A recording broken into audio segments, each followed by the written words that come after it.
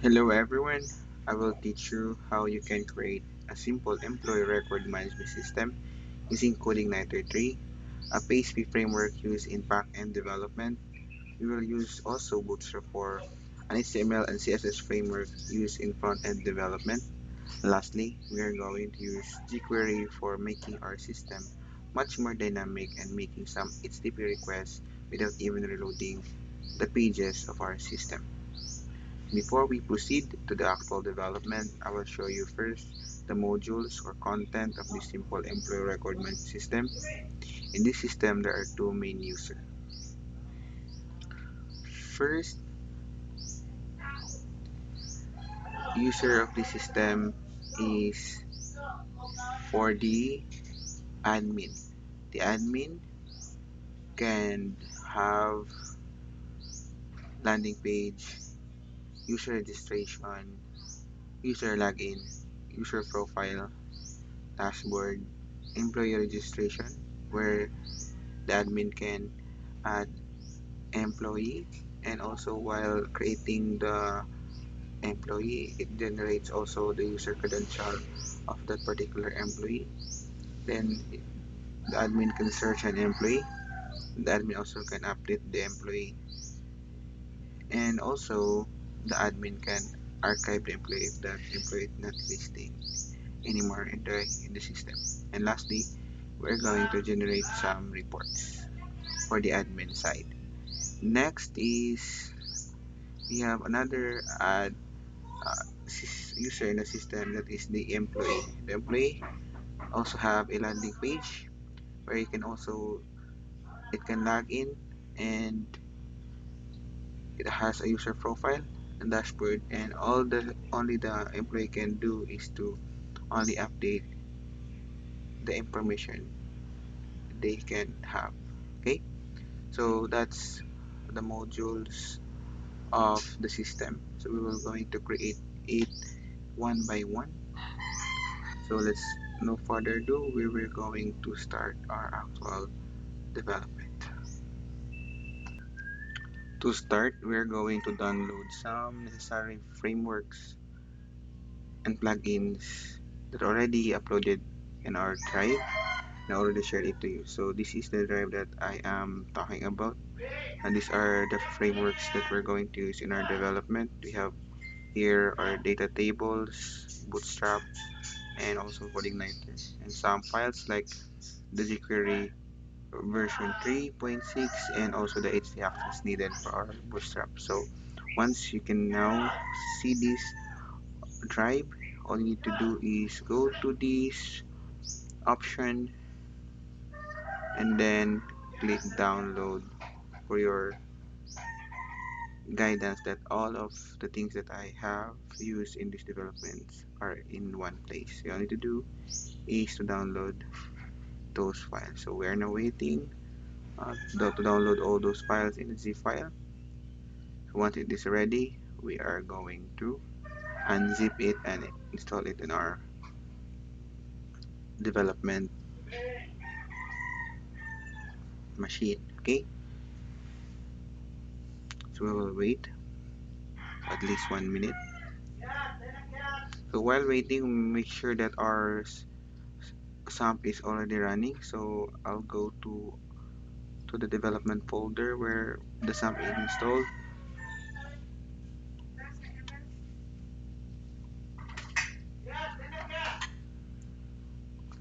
Let us check if the SAMP is running.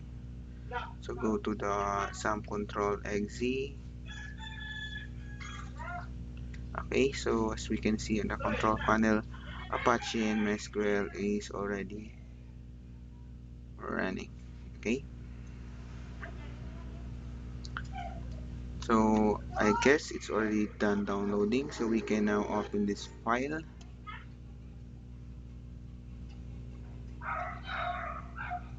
Okay, this is now the file that we are having. So all of those files are downloaded in one zip file.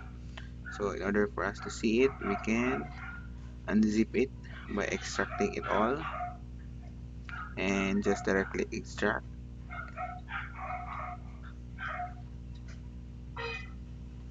So this is now the folder for framework and ATC. Just minimize this window. So I have here each access file, the coordinator, the bootstrap, and the data tables. First thing that we are going to do is to install the coordinator, library, or framework in our development folder. So we can extract it again, and this time is we're extracting only the coordinator.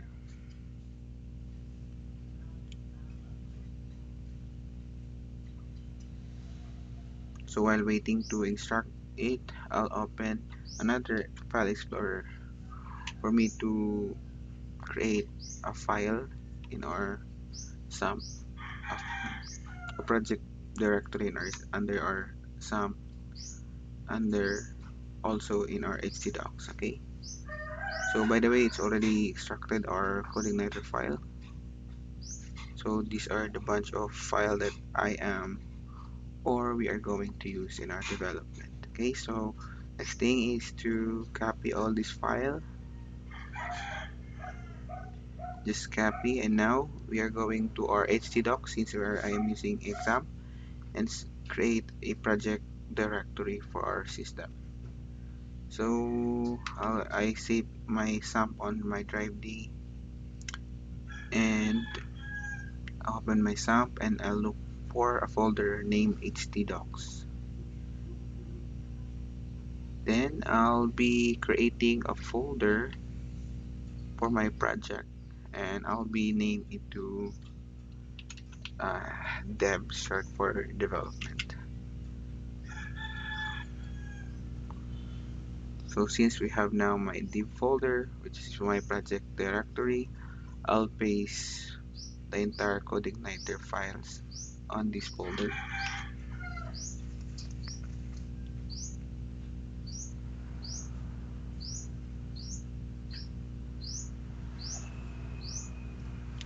So it's already, our CodeIgniter is already installed in our project folder. For us to check on it, we can now open any web browser available in our machine, and let's try. So it will just read it off this tab, and let's try to run and check our newly installed CodeIgniter. So again, the folder that I already created is this one, dev. So when I click this one, we can now see that our CodeIgniter is successfully installed in our project directory. Okay, so next thing that we are going to do is to set up something. We are going to set up our IDE for our development. This time I'll be using Eclipse in PHP. So you may use it, or you may use another IDE or only text editor like Notepad or Sublime. It's up to you. But in this development, I'll be using an IDE, and that IDE is Eclipse. So I will open my Eclipse.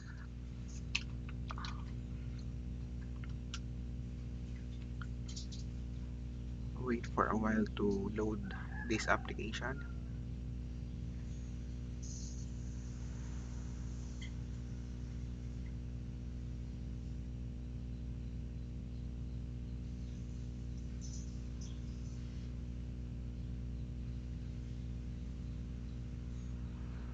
So you may download this application to their website.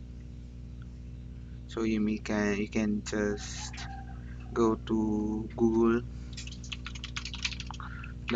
and search Eclipse for PHP.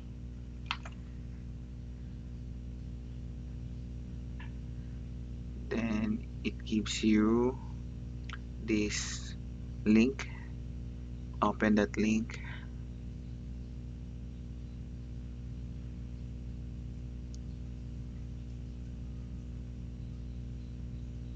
and you may now download it. You can download it if your operating system is the 32-bit or a 64-bit. Okay, so you can download it. So I have did not include it in our framework since it has a file size of about almost 300 MB. So it takes storage on my drive, so I'll let you download it in your will because I'm not also telling if you are going to use it. It's up to you guys what you're going to use in your text editor or an ID. Okay, going back to my Eclipse, I have here a newly installed Eclipse. So I'll be loading in my project directory in my project explorer. So all we need to do is go to file and create a new PHP project. Okay, in our my PHP project, make sure to first see this area, creating a project existing location. So you need to locate where is your directory. So make sure to browse it before creating your PHP project. Make sure that it is inside our htdocs. So where is your drive partition where the SAMP is installed, please select on it and go to htdocs. Once the htdoc is already selected, just select this folder. So this is now we can see. So we can surely uh, see that the directory is under the htdocs. Okay.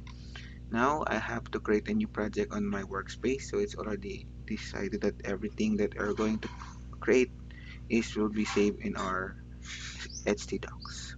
So I already have my project directory. So all I need to do is just to type div there as my project folder, as also my project name. So there is an error. The specified external location already exists. If projects created in the location, the wizard will automatically try to detect existing sources and configure the build path. So it is just a warning message. So it detects that it's already folder is already exists. So that's okay for us since we already created it manually. So all we need to do is to click finish so that our project directory here, as you can see here in the div folder, whatever we can see here in our file manager, it could also see in our file project explorer. So that means I will no longer keep on um, going to this file explorer and open it manually. I have here my project explorer where we can just click this icon and drop all the things that I need to see and also need to edit. And then when I have that, when I click this line, for example, it open another tab for me to edit it easily. So I don't need to open another file. So that saves a lot of time for me in the development also. So first thing that I have to do in our system is to go to our configuration, which is under the folder application, and go to the folder config. So it's very easy for us and convenient here, and click config.php.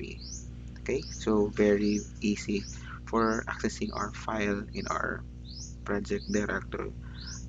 If we are going to use this one, I will let open it again, go to application, go to config, and it might you can edit it with notepad plus plus or notepad. So it's the same thing, but I have to use Eclipse because there is a project floor here which is very important to me since I can access the file easily. Okay, so that is the other advantage of having an ID in our in while having or creating our development, our system to develop. Okay, so the first thing that we have to put value is the base URL.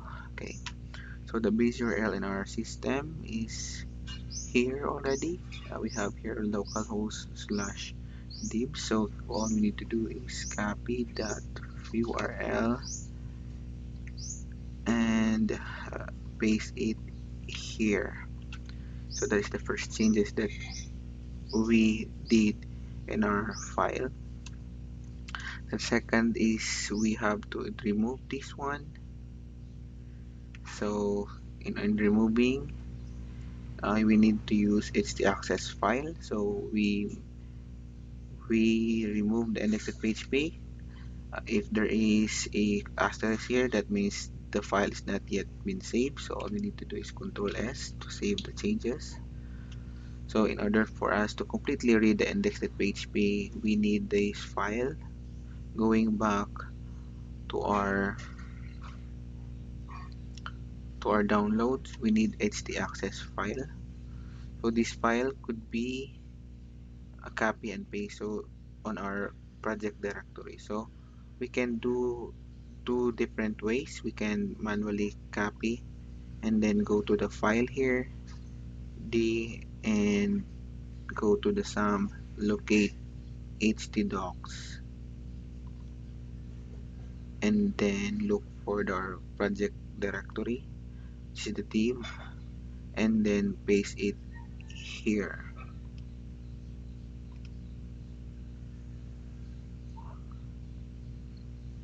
So this is the paste icon. So we can see here we have now htaccess file. So in here also, when we refresh it, we can see that file here, refresh, so we can see that htaccess file is also here. So another way to do it, I'll just remove it here for us. It also remove it in the directory because that is connected. As you can see here, there's no htaccess anymore. So by the use of our IDE, we can, whatever file that we are going to put on our directory, like for this one is the access file, like this one, we can just drag this file and put it on our development folder and just copy the files, and we can see also it's already paste it here. It's very easy. If we can check it in our div folder, you can also have here that it's the access file. So very easy if you're using the IDE. If you are using Eclipse and then there is no way you can see this is the access file, you might have a configuration or filtering um, option that the access file is not been you cannot see it on the file project explorer. So all you need to do is go to this icon, view menu, and filters and customization, and go for this. Probably the configuration for that preset filters is click to resource, so the resources are click check, so that means you cannot see some files in our directory. So all we need to do is that is the file so that we can change later on. So we can go filters and customization and make sure to uncheck this file and hit OK to see the all the files that in your development folder. Now we are now going to go to htaccess, then we are going to double click on it so we can edit it. So the rewrite base file is the name of the development folder, which our project folder is div. So all we need to do is click the div or replace the div. Okay, so in our configuration, we already have our base URL. We also have changed, delete the index page. So everything is set up for the configuration. So next thing that we are going to change in our configuration is the routes that PHP. It basically tells us to the default controller is welcome. So we are going to create our first controller later on. We can create a full call of name system, so or whatsoever. So right now, just leave it blank. Okay, so no, we will change it whatever the controller that we're going to create later on. Okay, so for now we are going to create our controller. Right now we have a welcome.php controller. Okay, so all we need to do is just open it and just create. We need this part because it's very important. So just copy for this file for it to easily create a new controller, and inside of the controller we create a new class, and we're going to name it to system class. So system, the name of the file is system, so it makes sure that create a new file is system.php. Okay, so we can make it system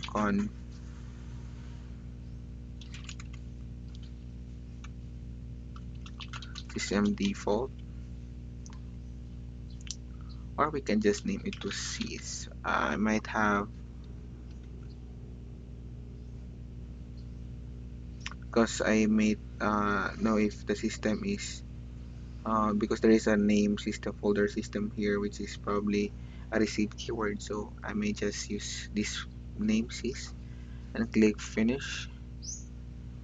So I have now my first controller. So we have name,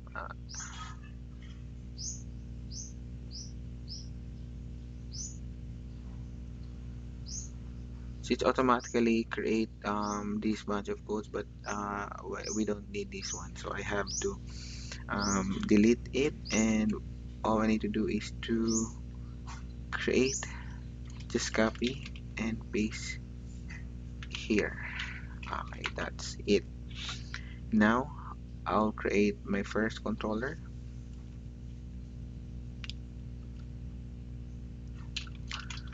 Okay, class sys extends CI controller. So that's how we can create our controller.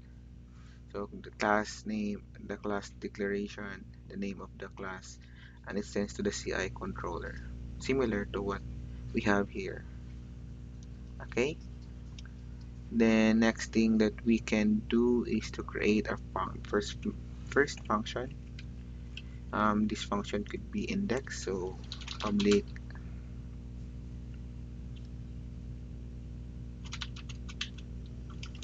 index.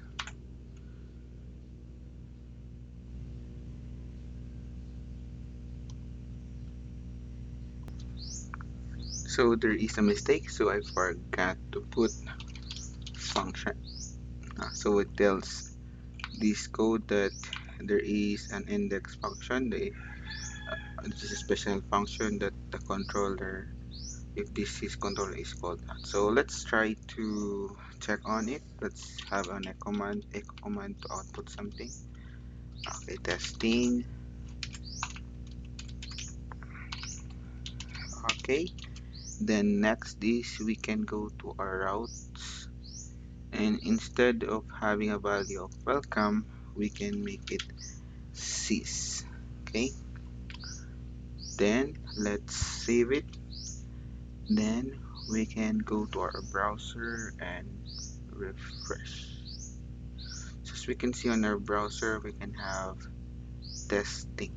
Okay, so that means we have now already inputted or create a constructor, no, a first function of our controller sys. So this index will be the basis of our landing page or the first page of our system. Okay, so all we need to do here for us to make it have a good index or landing page, we can go to Google and we can search for a free a landing page because we're having a time to lay out for our landing page. So we can go to google.com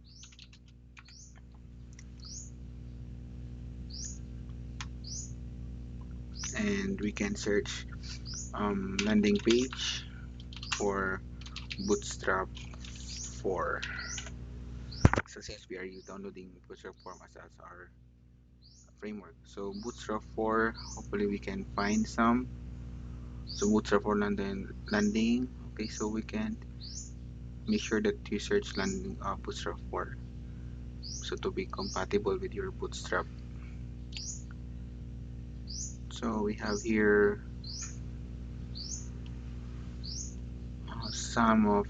some landing page. So since we are creating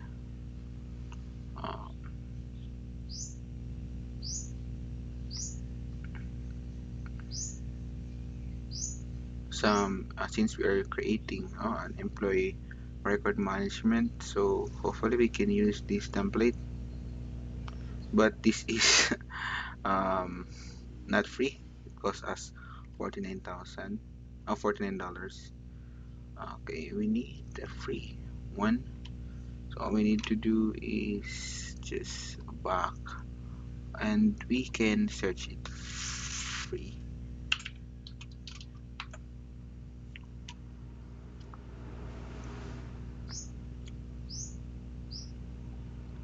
So make sure that it's Bootstrap 4 so we can look for some in the internet.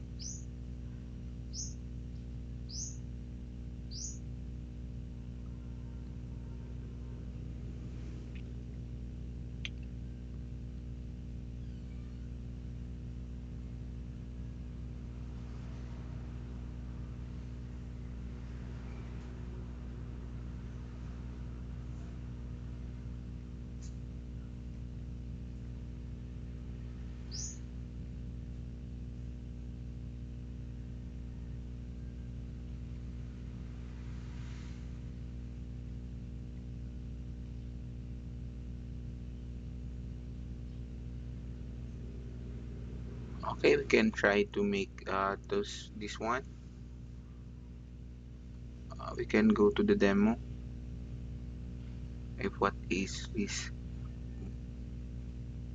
landing page look like in the full page view. So we wait for a minute to load this page.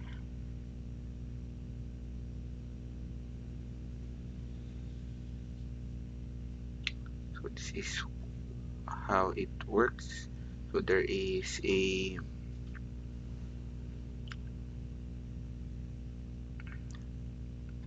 slider here. We can have also contact us. So that's it, no? So this is for the finance. So we can download it, hopefully in free. So where we can download it. Let us take a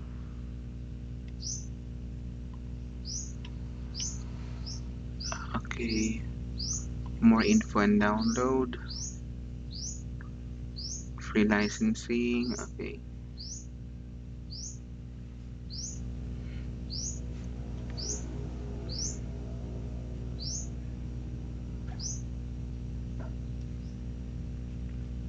Okay. So there are some. All we need to do is go to Bootstrap website. And hopefully there is a template there.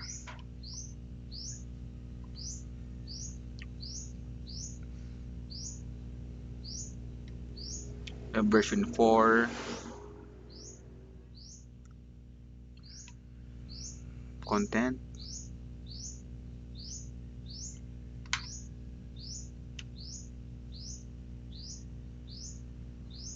Some examples. So we have here custom components. We have here product. Let us just use for our landing page. We can use this cover page as our landing page. Okay, so for us to have a landing page in our system, so we already have our bootstrap. So we need to extract this file and get some of the sample documentation. So next thing that we're going to do is to embed our C bootstrap in our coordinator framework. So while waiting for this extraction, we can now go to our div folder, and we can, inside of this folder, we can create a folder that to hold all the resources like CSS, images, and JavaScript. So we have to type here resources. So we can add one folder for all the resources. And like this time, I'll be creating a folder for CSS. So all the for CSS folders outside files there, our stylings are saved on this CSS file. So hopefully it's already done. So we have here our bootstrap. So this is we needed. So we go to the distribution and we go to the CSS, and we'll just copy one file here. I'll just the bootstrap CSS. Okay, this one. Just drag and drop this folder so I can have a copy for the bootstrap.css. Click OK. So that is very easy for having a copy for bootstrap.css. Okay. So right now I'll be creating a view in the first view of our file. So let's do this. This load view. So in order for us to organize our views, so our views has two, because our system has two users, so we have to divide these into two, or we can separate those codes or views into folders. So right now I'll be creating views for admin. So all the admin views here. So in the admin views, I'll create a pastry file, and I'll name it to landing page view.php. Okay, sorry, by the way, I created a folder instead of file, so I'll be deleting it again.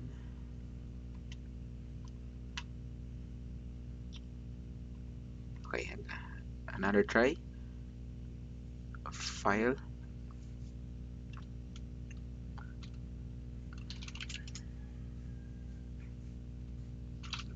landing page underscore view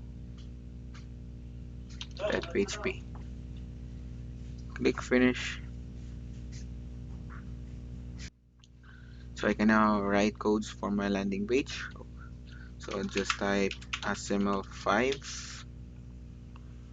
So this is okay. Employee. I'll just make it much more bigger font here.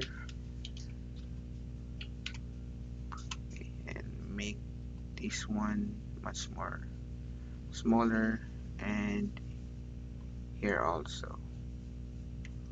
So our title is Employee Record Management System. So now when we run it, hopefully it works, but we can check first our system. Our views not yet loaded, so make sure that our views are inside of the admin folder. Inside the views we have an admin folder, And inside of that admin folder, we have a landing page underscore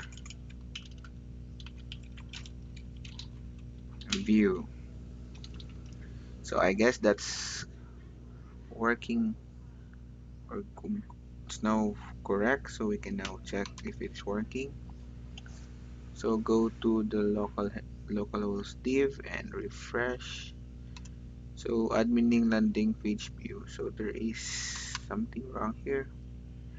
I created as the closing parenthesis symbol, so I have to change and remove it and refresh. So it doesn't have seeing you anything, but you can see on the title this employee record management system. So since our file here in our landing page view is empty, so we want to look it like this one in the template here. So all we need to do is just go to our bootstrap folder that we already extracted here. We just back one folder again, and we go to our site folder. We can see bunch of folder here, but we are going to concentrate with the content and go for the docs folder. Go to the 4.6 folder and go for this examples folder. The file that we are needing here is, what is that file, by the way? That file is a cover. So cover, this is the full. So this cover has the index HTML and then the cover. So let's just open it with Notepad++.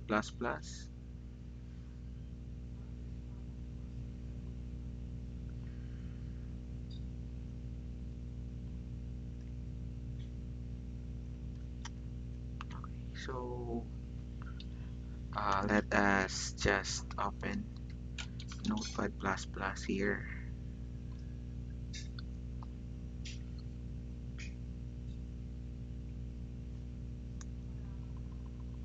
Okay, and then all we need to do is just drag and drop to this. Okay, so we have here our content needed for that example. So all we need to do is just copy everything here and go to our landing page view. Inside of the body, we have to put it everything here. So save, then refresh.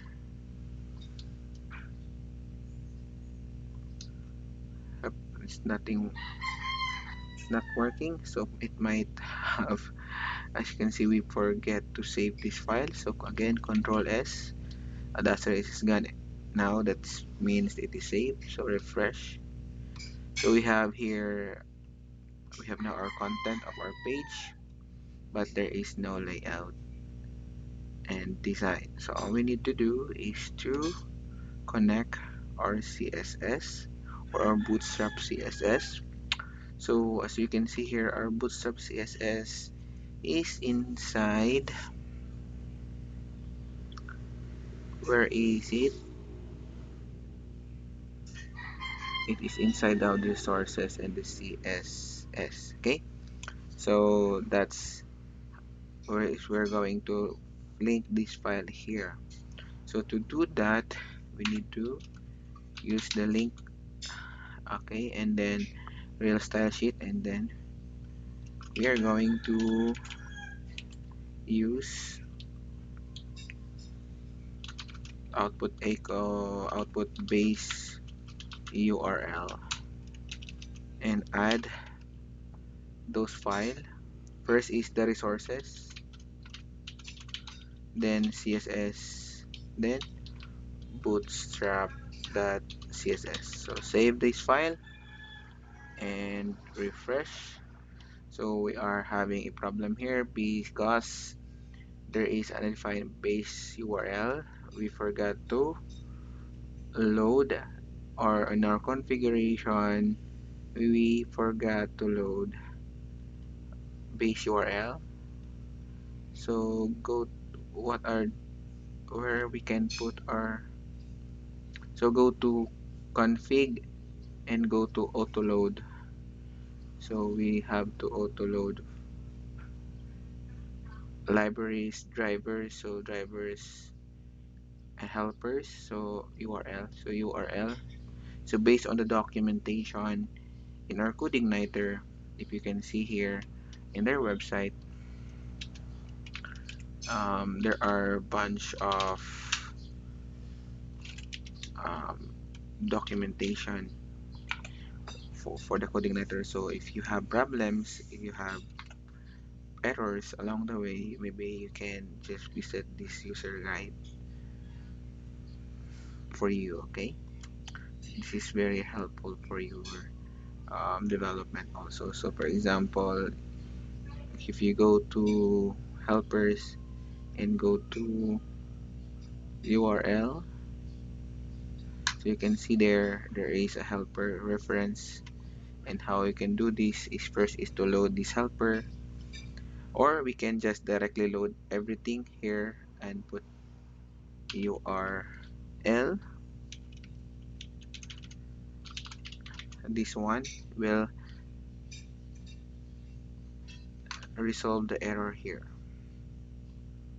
So you can see there's no error, and it might have now connected to our CSS bootstrap by just checking it. By go to the page course and go to the real link element here, and we can see we have http localhost dev, that is the base URL, and add with the resources CSS and bootstrap.css. You know, if it's not working, if you click that one, and you can have the file. So localhost bootstrap, so http localhost div resource. So why bootstrap CSS? It's not working there. Let us try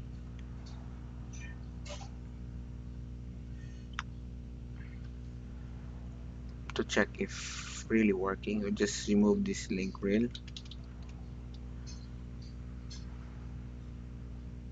Yeah, it's not working. So just put it back. Link rel resources. We have CSS and we have bootstrap. Okay, we have a problem. Bootstrap.css. So I misspelled bootstrap.css. And now refresh. As you can see there, you now take effect some layouts on our bootstrap. So we go to this view source. As you can see there, when we click this file, we can now have a 100% accuracy that there is a connection between this file under the resources, so that is working properly. Okay, but I'll be showing you again then the because in this video I want you to practice the best practice in development. So not all functions are having URL. So that means this means that all the functions in your system is using URL. So it makes it in your in your implementation when a program is now running. So it may take so much more slower in the case of your um, running your system, because it might have all of the functions are having using URL. So right now I'll be just leave it at default, and I'll just put some modifications only for the system. So only this controller, or to only this index will just use the URL. So or we just have all the controllers, all of these functions inside of those controllers are using only URL. So all we need to do is to create a constructor, public underscore, okay, function underscore constructor. So this is how you create a constructor in CodeIgniter, and we use parent underscore construct. Okay, then just use the how we can load the manually the helper. This load helper, and that helper is URL. So save. Remember that we removed that in here in the URL. We just adding it here on our constructor. That means every function inside of this controller will use the helper, a URL helper. So now refresh. So unable to load helper file. Let's see what is the problem. So it's still the same. There's still error. So I've read the documentation. There is a problem in our Bootstrap 3 in loading this helper manually. So to save time, we should just delete this construct method, just the constructor method, and then all we need to do is go to autoload and have an autoload for our URL. So that means this will make our helper, our URL helper works perfectly. Okay, so just don't add constructor, just go to the autoload. Okay, so next thing that we're going to do is to going back to our cover. There is the cover.css. So it should be also put in our project directory. So here we can go to our CSS and we can just add some folder, uh, and this one is style template. So because we are just using template for our style, then we are going to put that style here, that folder. We have a copy, and yeah, once you click, you have already covered that CSS. So now we're going to connect it by just adding those CSS on their page here, and we can put link, style sheet the same, echo base URL, and then resources CSS, then we put style template, then cover that CSS. So let's start checking if that is working. So now, as we can see here, we can have our landing page. We can just rename it whatever you want. So like for example, in the cover page, I'll just put here, I'll just change it to Norsu. So this is home. We can here have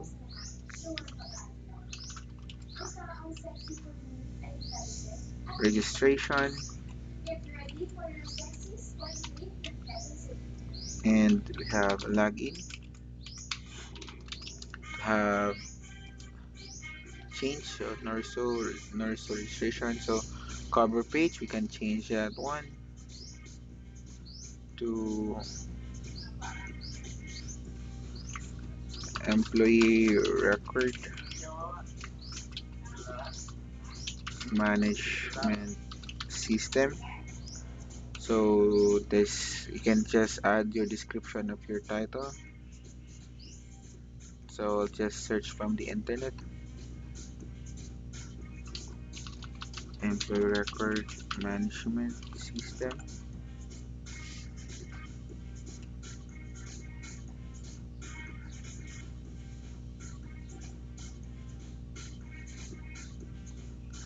Just copy and do the description here.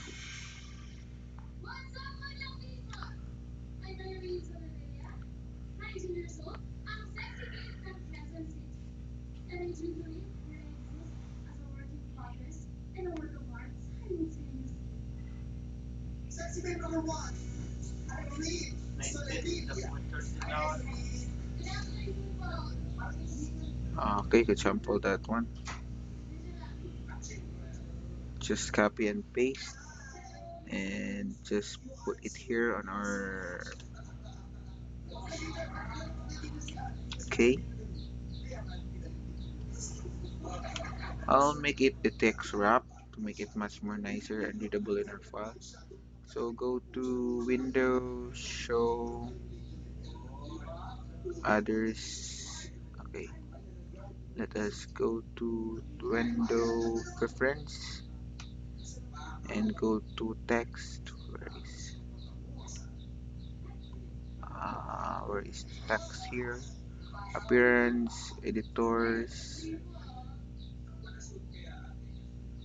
where we can have a text wrap here. Text wrap.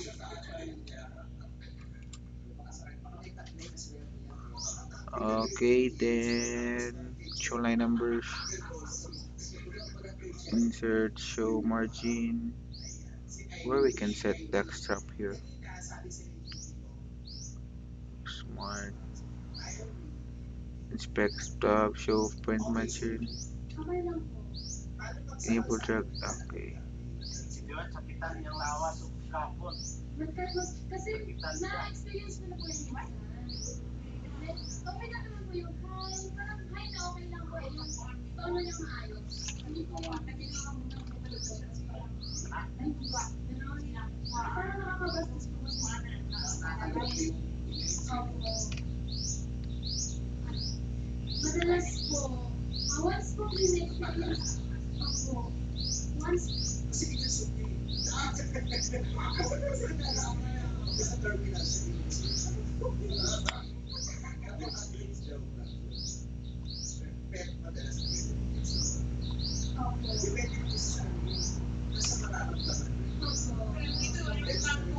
Line wrapping.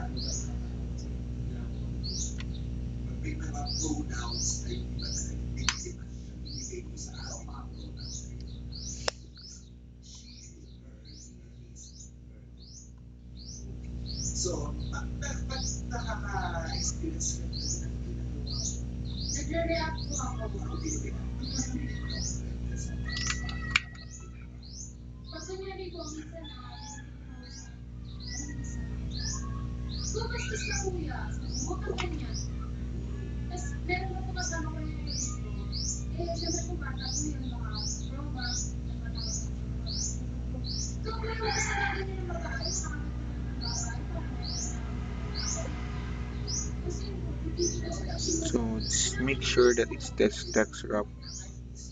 So it's not working properly.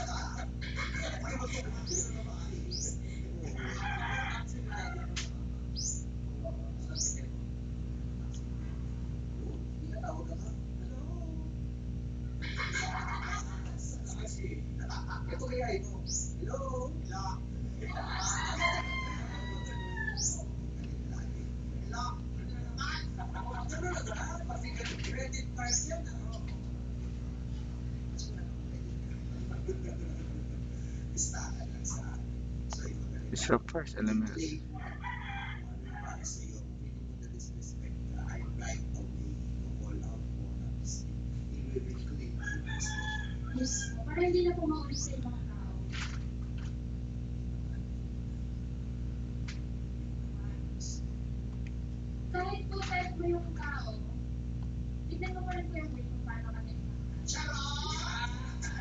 It's not working. So don't mind for our wrapping. It's not working. So that's it. Save, refresh, go to our file. You can see I have now employee record management system, and then we can change this, learn more, and we can automatically put here signed in and refresh. So cover template, you can change it to whatever you want. So you guys have a footnote there, like for example,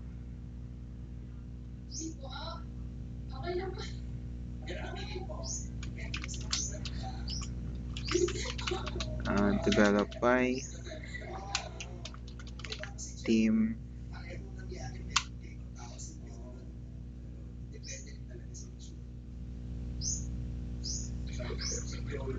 team Mrs. For example,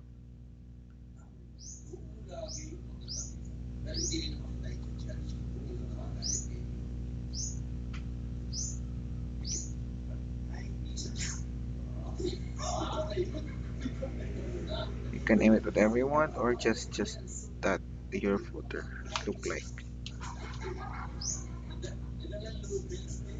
Okay, so I have now a simple landing page. So all we need to do is just to create some links there for us to go to that particular registration and log in. Okay, so we can put in here for the registration. We can have uh, echo base URL. We make some, so we will make a new class for the registration because it's all of the user registration login, and also profile will be included in one class. So here we can just add here user and registration. So that means we have to, when we click that one registration, it goes to dev, and the user, the first URL segment is for the class, and the second URL segment is for the function. It goes to the class user and go to registration. So the same thing that we can do here, echo base URL user login. So the same thing here, same codes that we can do here under sign in, base. So refresh or go to, okay, base URL, same problem, base URL, same, refresh, So login, go to the user login and go to registration, go to user registration. So next thing that we're going to do is to create a new class in our controller. We go to our application, go to the controllers, and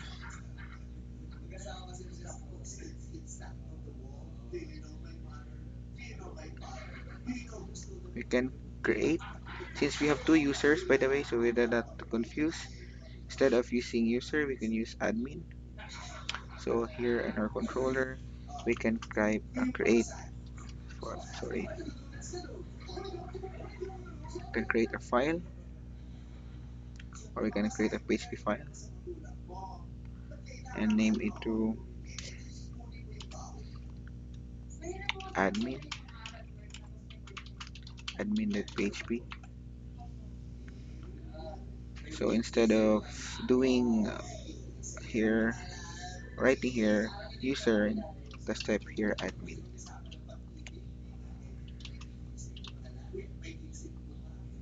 Okay, so instead of user, I type admin, and here just copy and paste here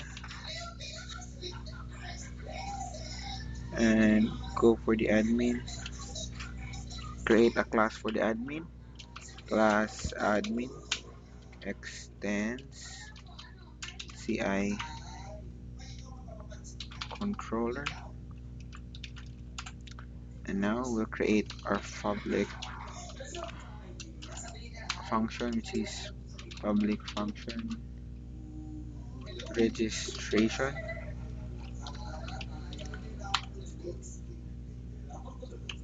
As you can see, we can just echo it out, testing output user registration. So can click, and another one here for the login, public function login. So now output something user login. Let us check, refresh. Now go to this registration, and now we can see user registration, and also for our login we can have user login. Okay, so our system is now going to the other controller. So we need to make some pages, or say we'll create our registration page, make some, put some needed information like the username and password and other needed information for the registration, and that's it. So we'll make first the user registration, then after the login. Okay, so let's go back to bootstrap landing page. I will just close it one, go back to the go this go to again, go to bootstrap 4 in Google, and you go to examples. You'll find some templates there for user registration. You have sign in. Okay, so we'll just use sign in.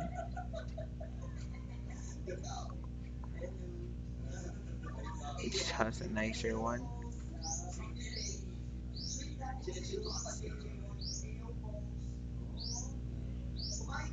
You can have also floating labels. Let's start with, oh, what can we do? Oh, it's only a cover. Oh, it's a sign in. It's regular sign in. Okay. Okay, just add something that we need for our registration. Hopefully, we can also use these floating labels where it's automatically float the email address, which is good compared to the other one, which is um, just okay. The label here is just um, pop out. compare it with the other one, which is just put in the top.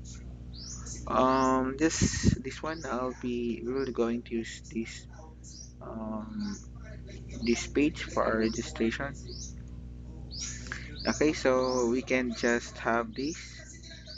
Remember, we can have this here. We have floating labels.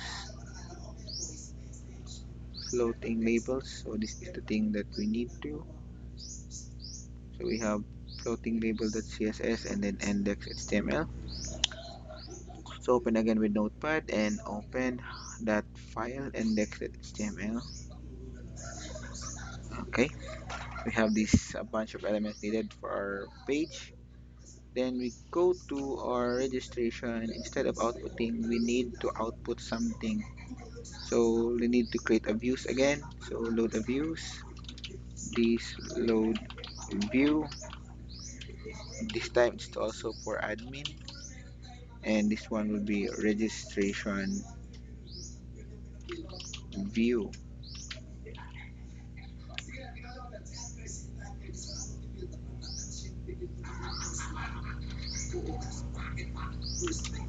Okay, so registration view. So we can now check that progress. Go to registration. So we are not having that file registration view. So next thing that we can do is to create that file. Go to admin and click a file, paste your file, registration underscore view.php. So we have a blank document here. Let us refresh if that is working. Okay, so we have here our file that is blank. So we need to create an XML document tag here, and you can see admin registration. Then just have here employee record management system. So then we can have a title for our page here. Then we have the content for our page. Just keep it. Just copy this file and paste it in the body. Okay, save and then refresh. So as you can see here, we have content here. So next thing that we are going to do is to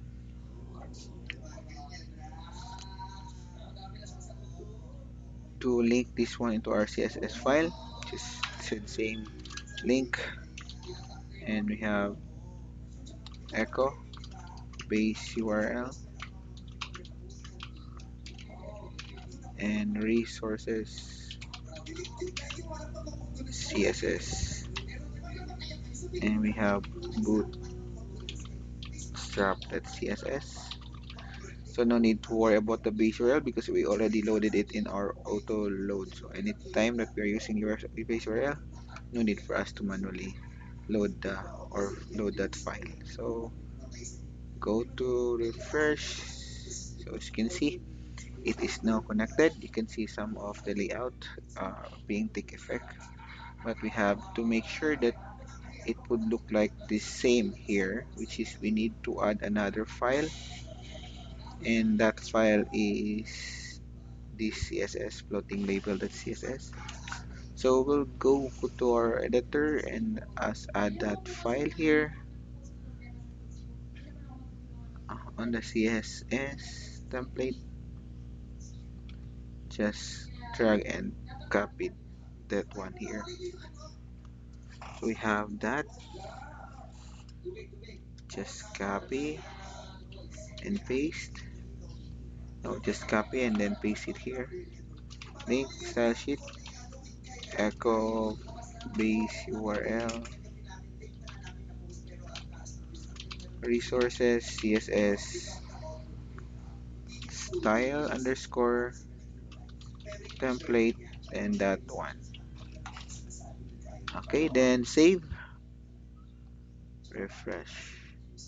Okay, Working? Okay. So we have now a working form. Let me just next thing that we are going to do is to make some changes with this image. First is we're going to download the logo for Nursu. Search this from the Google.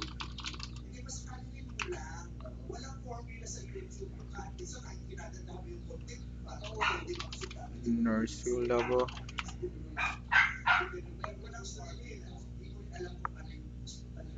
Just search for a PNG logo so that it makes much more nicer to put in your page at having no white background.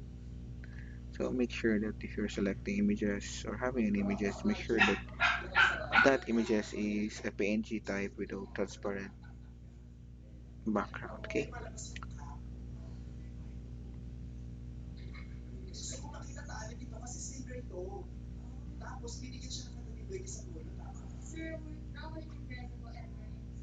How is that file?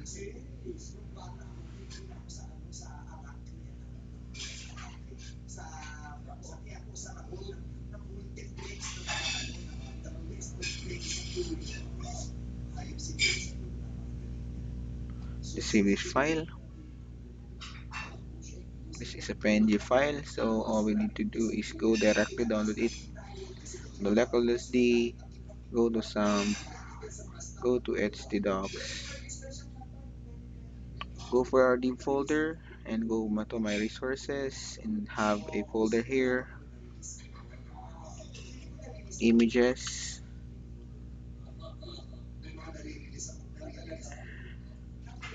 and just rename this file to Norsu logo. Okay, just save that file.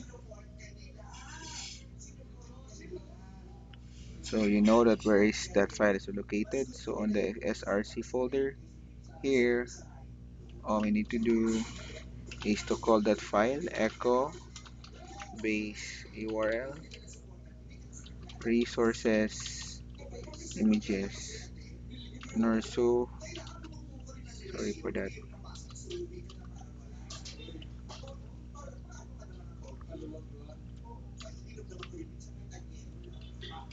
Okay, for again echo base URL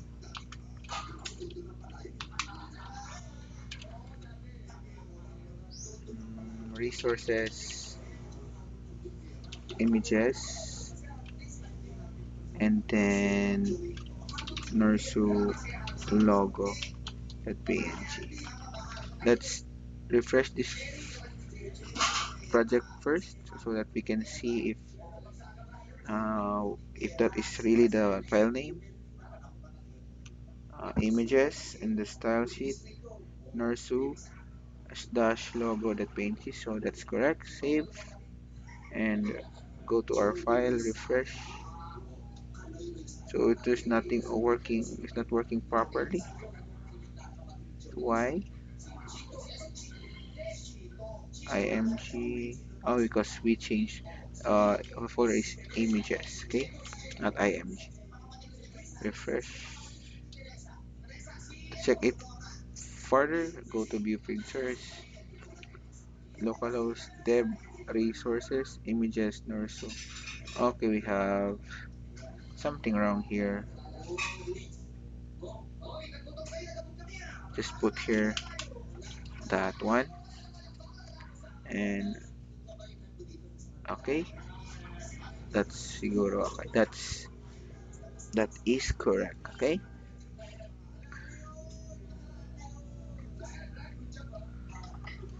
yes, so that's it. So we can now go change something here.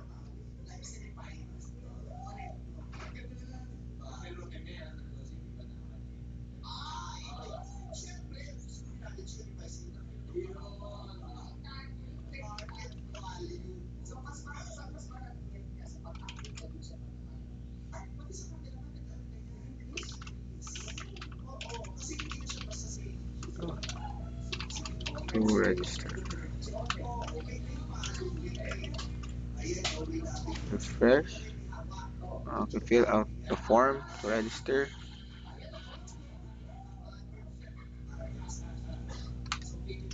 just delete everything here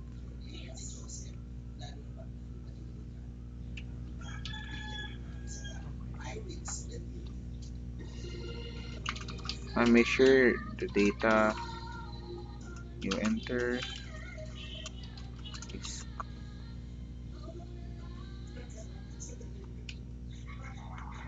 fill out the form.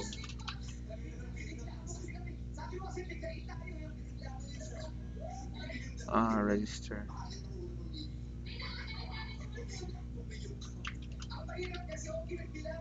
Sorry, I'll just do something here. I'll fill out the form to register. Then here,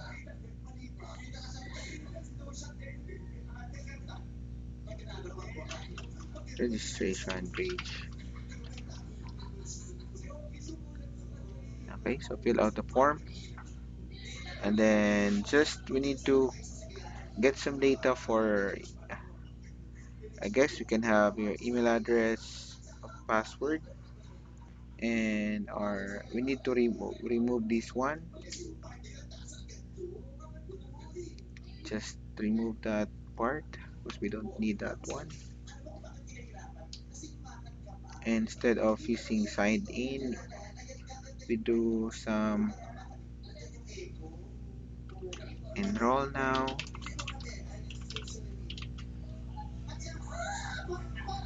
So enroll now, and then we need to type this email address, password, gender. Just make sure to do some checking. So email input, email form control, email address. Okay, then we can have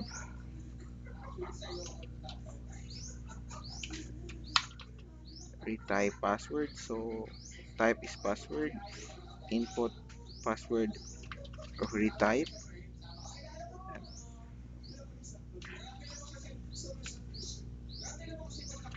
Okay, confirm password,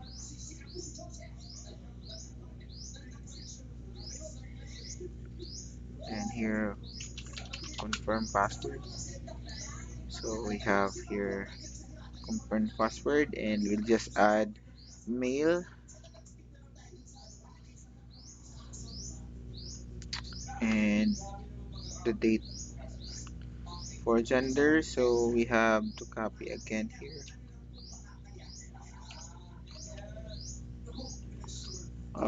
Type would be date, input, input date of birth. The placeholder is date of birth. Also here, date of birth. So I can have directly, and then male and gender, female and male. So that's the gender. Just copy the entire 12 level group, and then this one.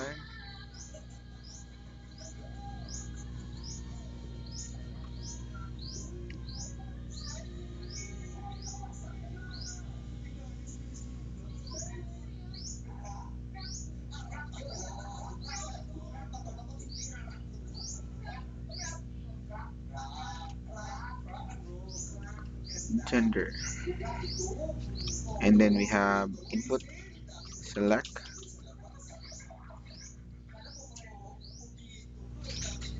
and the ID for that is input gender,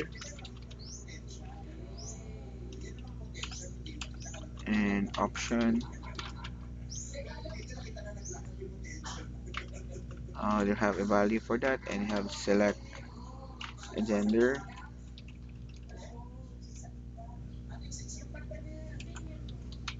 option, we have male, and this is male, and option value for female, and this one is female. Save, and this one it's intended for gender.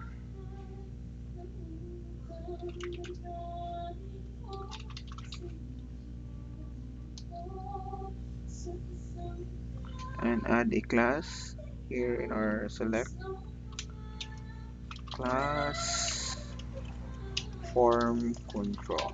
Save, refresh. Okay, and then we have a problem. We have to put,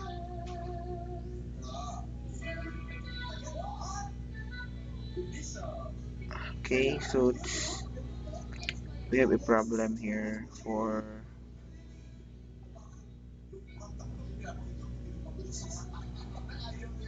the drop down box.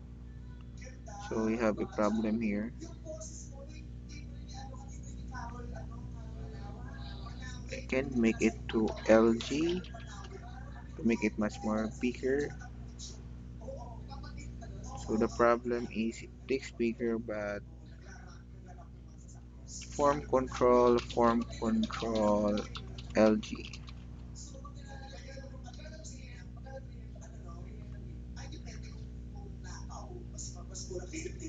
Then we need to remove and surrender this label.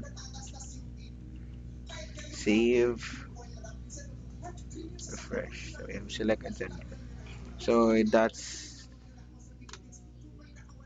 it. So we have a form. We're asking an email, for example, john@gmail.com, password, confirm password, date of birth, and gender. Now, it's good because HTML5 has a required attribute, which is very good if you are a beginner because you don't need to acquire some validation because the form wants first next thing to do in the form if there is a form you need to validate. You don't need to submit data. For example, if the data is blank, so for example that one you don't need an email address to be blank, so you can just have here for example, and it is a validation that it should be an email address. So HTML5 is good at it. You can also do that one for password. If there is no password, you can have that one. Fill out the form, fill up the form, and also for the date for today and the gender. So once it is done, we have already going to submit our form.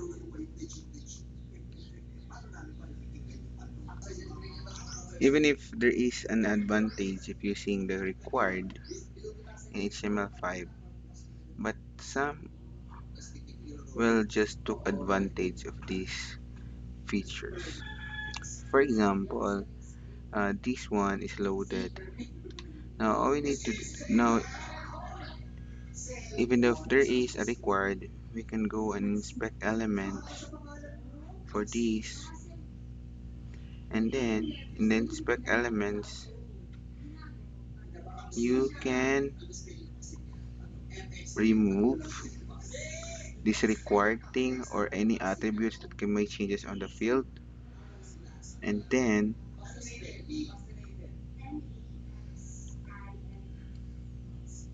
what happened, the validation now on your form is gone. So that is the problem if the validation is done through front end.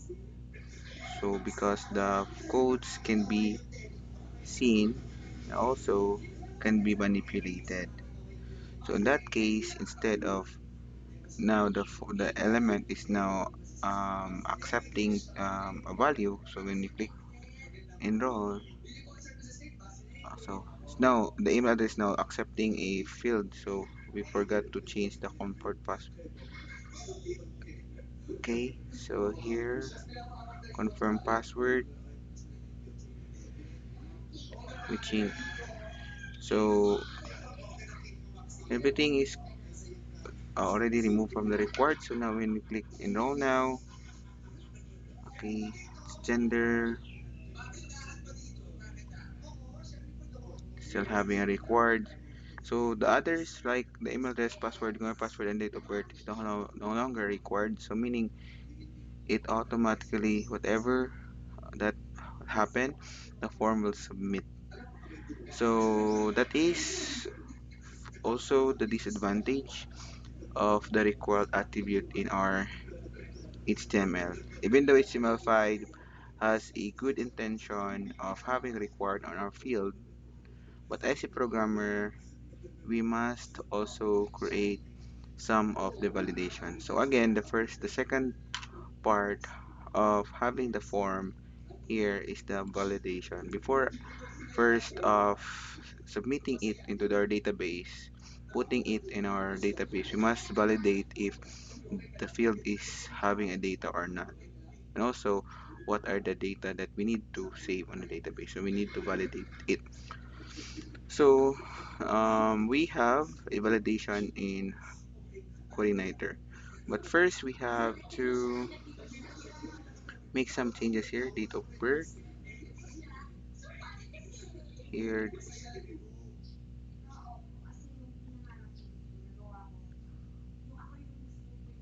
for the date of birth. Yeah, that's one for the label.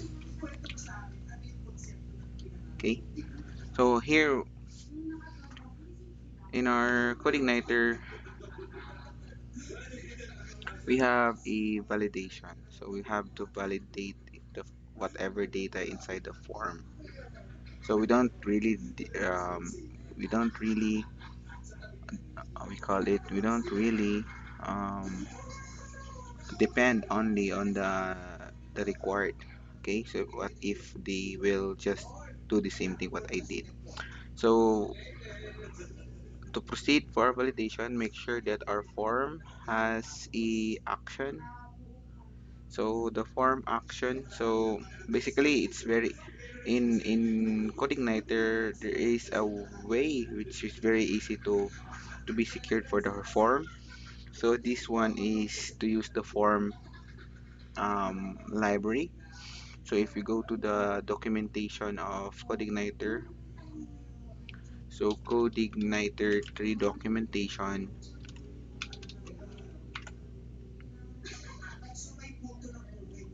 so I have it. So please for a while to troubleshoot this. Okay, so my connection was restored. So we're gonna go to the documentation of CodeIgniter 3. You can check if we can go to the libraries, and now we can now see some of the libraries, and we are going to use a form validation. So this is a library where it caters the validation of the form. So this one will help us in the validation of our form. So make sure that every form has its own validation. So that's every form, it should have a validation. That's the very necessity in developing the website, so or application or system. So here we can all of those bunch of information if you want to. Then we have the rules, the rule referencing if required, matches like for example the password, then minimum length, maximum length, greater than. So ever there are many rules here that available. So we need to use this one. We can set also some of the required fields here. So you can, if you have time, you can read all of these. But for now, I'll just show you how.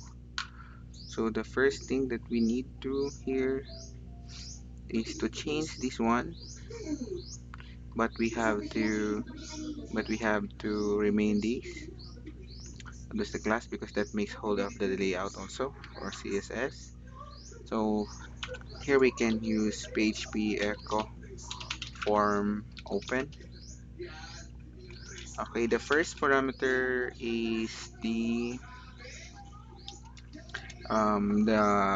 URL or the class that you are going to submit up to the form.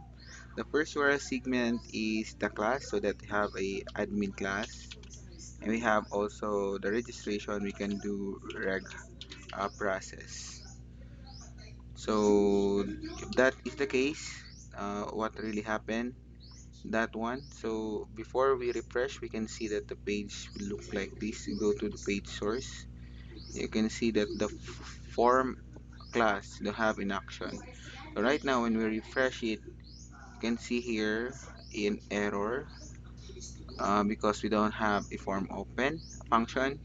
So the solution for that is you go to our auto load and go to the auto load and you will go to our libraries because that is our libraries. So now we can use our load here form so that we can freely use our form. So now we can refresh it. Okay. So encountered us. Yes. We cannot have a form. Why?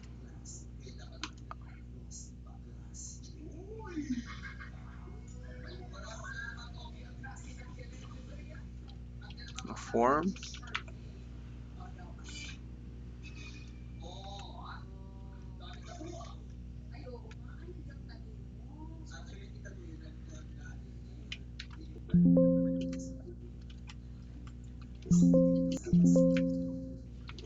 Search form open. Form open. So form open form the name.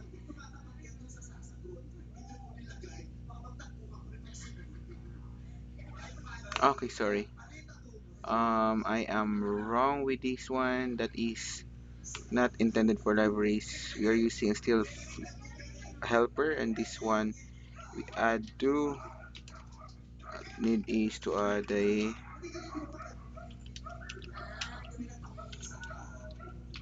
form.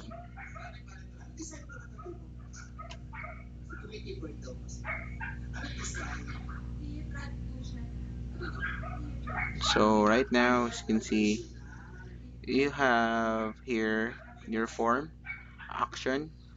You have admin in progress. We have method is equal to post and accept char set UTF-8. This is the best way that renders our form. As you can see in our codes, this is only what we did. We go to our registration view. As you can see here, we just type here open. That is also the corresponding way to do that. Okay. So the next thing that we can do is to use the class. If you can see the documentation of the form, we just know not go to the form validation because actually we have to first create our form, and that is inside of our helpers. And we can go to our form helper.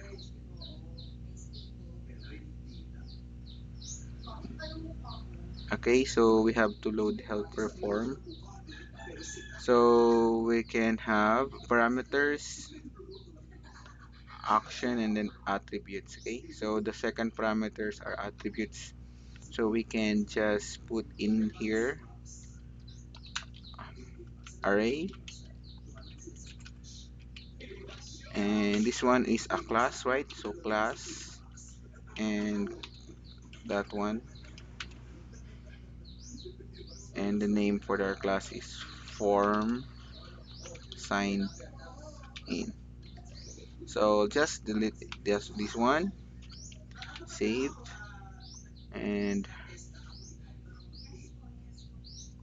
refresh. So that's it.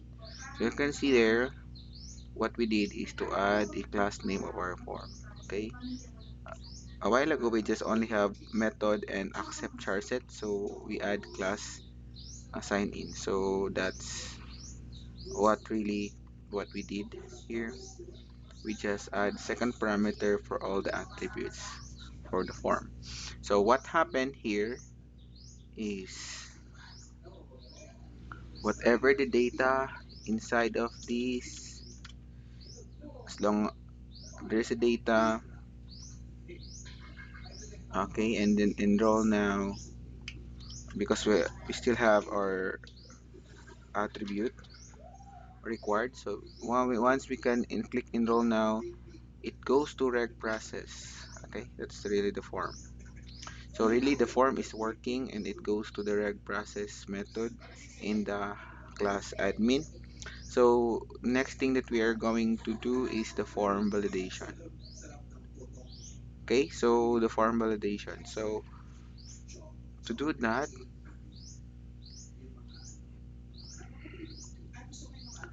we have on our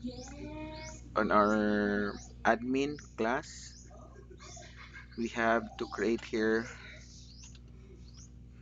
public function reg process. So that's really what we are lacking. That is why we have an error. So right now when we refresh it, we have this blank page. So in the reg process, we don't have a view here to load, but we have to do something to process. So we have to perform our validation. So to do the validation, we'll try to make it manually if it is working. This load library and this one form validation. Okay, then to know to set the rules for the validation, make sure that we check also our elements in our registration view. As we can see, in order these elements, um, in order for these elements to get recognize all the data, we should to put names of every elements.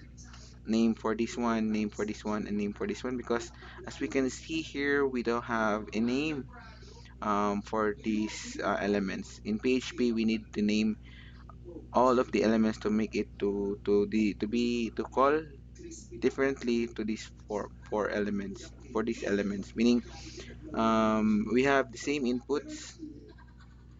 All of those are inputs. To recognize every inputs, we must know the name for every inputs. So we need to add names for our inputs. This one is a name, but this not really intended for PHP. This is for ID. ID is for styling in jQuery or JavaScript. So in order for us to recognize this one, give it a name. That is the name attribute, and we can name it whatever we want. Like we can just use also input email. Okay, the same name. These two are the same. The name of we are putting a we call it a tag, a name tag of the element. This one is intended for PHP and this one intended for CSS and JavaScript. Okay, so right now we can just delete this one or just leave it because I will going to use it later. So we have putting a name for email and also here putting name for password.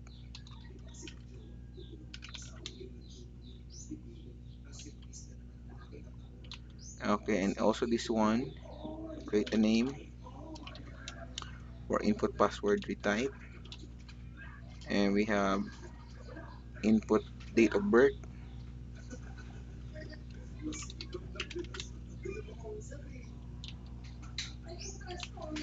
and gender. So name, input, gender. So all of our elements has its own name. So we can now call it one by one. So going back our admin, in order for us to set rules, so meaning every element has its own rules. So to do that, we can have a list of rules here in a full helper.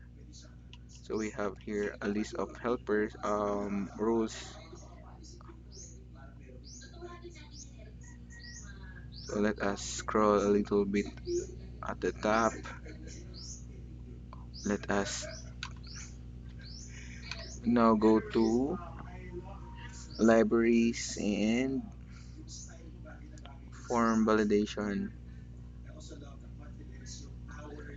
and we can see the rule reference. We have a lot. So first thing that we're going to add is all of the elements here could is required. So meaning all of the elements is required. So the name for that is input email. Okay. So just the name for it is input email. So to set the rules, you can call the form validation this form validation set rules. The first parameter for this one is the name of the element, and second is the rule that is, for example, required. And here we can put the name of the output. We call it the callback name if this error message will occur. So we can just put here email. Okay, it might have a problem. Probably I am wrong. The second parameter is the name of this name of this rule. Okay, so the name of this rule is email, and the third parameter is the rule, and this we call it required. So that's it. So now we can test this one by just using the if statement. If this form validation run function so is equal to true, meaning if there there is no error here, you do something. You do something if there is no validation error. Or if it runs false, meaning there is an error, you can output the error. Okay. Okay, so we can output the error by using echo form or validation error. Okay, that's it. So we can now just we can do, but first is we will just remove first or required so that it is very easy for us to input some blank data in our form. Okay, that's it. So now refresh. So what happened by the use of the validation? When you click enroll now, it tells us the email field is required, meaning you have now the coordinator detects that there is an empty data. Okay, so there meaning our validation here is working properly. What happened to the other forms? Yes, there is no validation from the other form since we don't set some rules from other elements. In order for us to do that, we must do the same thing for the password, the type password, date of birth, and gender. So we must specify all those information. Okay, so let's do those things. These form validation, set rules. So input password. So in this the name of the password. So input password. And the name, the first second parameter is the name, so we can have password, and we should have required. So we can refresh again here.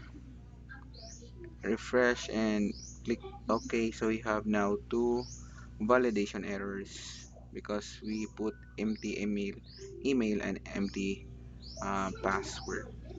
Okay, before we forget, now in our form we have also a problem. We don't have a name for our user, so we have to put the name of the user. It will add some forms like uh, element from this form. We can put last name and first name. So to add with this registration, we can put here after the first name the password, or we can just at the top just copy the entire one,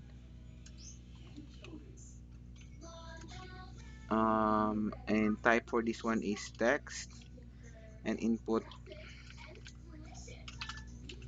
first name, input first name. This one is okay,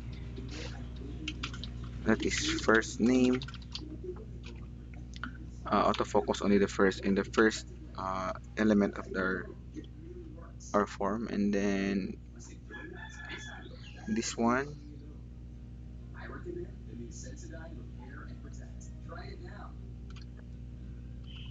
for input F name, and then this one is first name. Okay, then copy the same thing here for the last name, and this one is for last name. The same here, last name,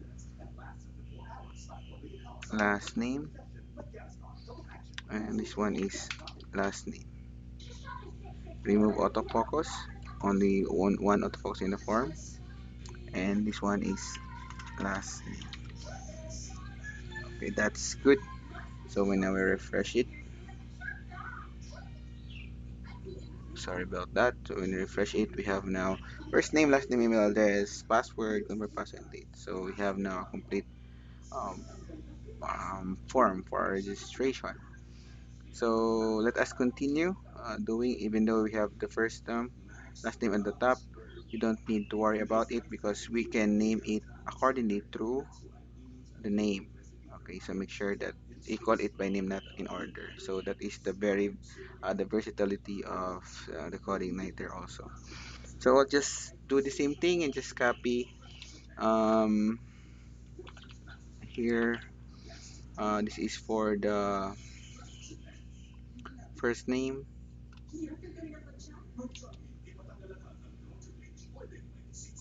and this is for the last name. This one first name, the name for that, and this one is last name. Do the same thing for retype password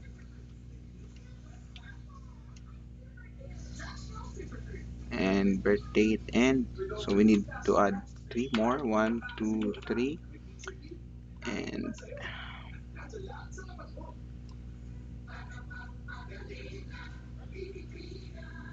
input password type,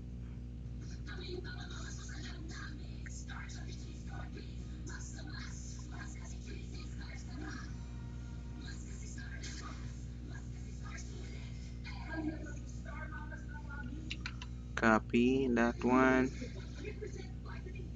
and put it here, and this one is intended for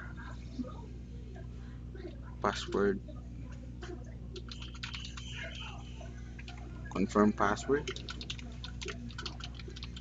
required, and input date of birth. This is for the birth of place,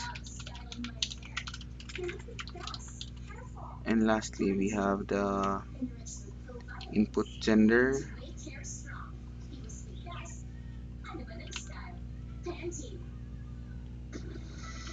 We have this one is gender. So all of the fields we have is already um, is already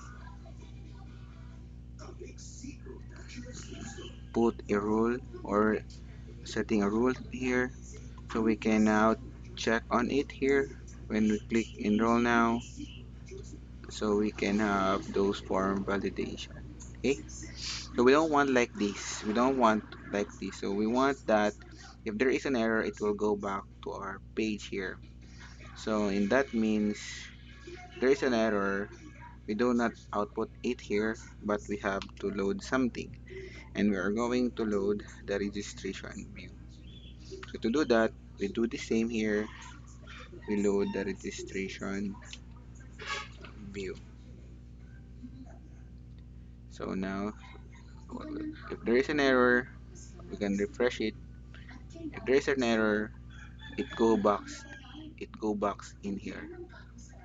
So next thing that we can do here is to output the individual errors, or you can do some multiple errors here. So to do that, we can do to our registration page at the part in the part here, we can output at the bottom we can use do echo form, or we can echo validation errors. So what really happened to this one is this, it outputs everything, every validation errors. So like that one, or we can do, we go to the admin, sorry for that, registration. Okay, so what happened if you click register now, so it does all the errors at the bottom part. Okay, you can also not use that one, you can also use we can go to make it much more nicer to look at, we go to validation errors in bootstrap 4. Yeah, validation errors for bootstrap 4.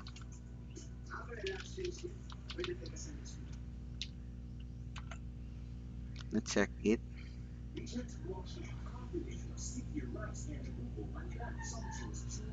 Validation, we go to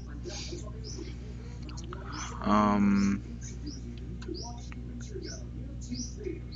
where we can start off content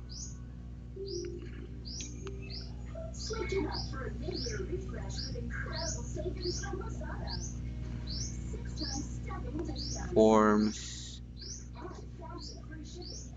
where we can do that, find some the components, utilities,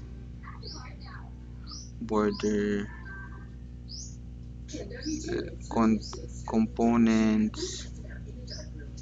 We have like this example for this.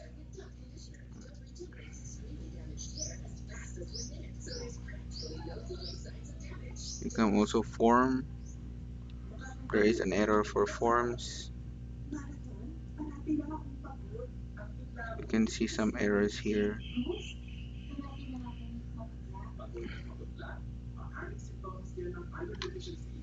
There is the outperform validation.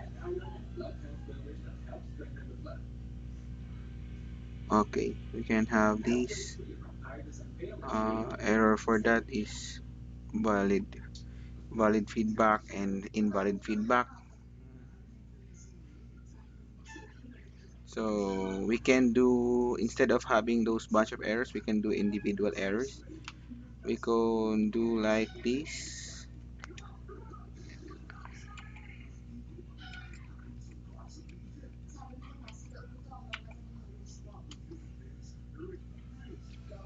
and we'll just do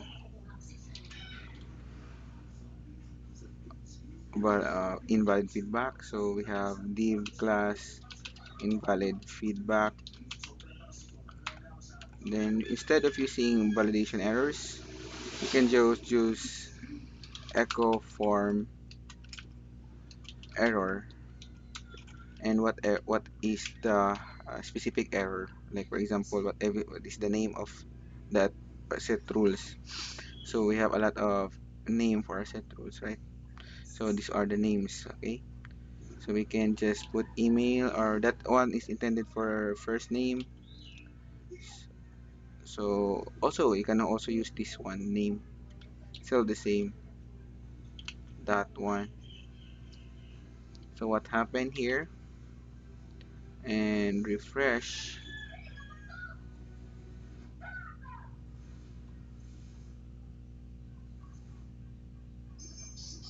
form error,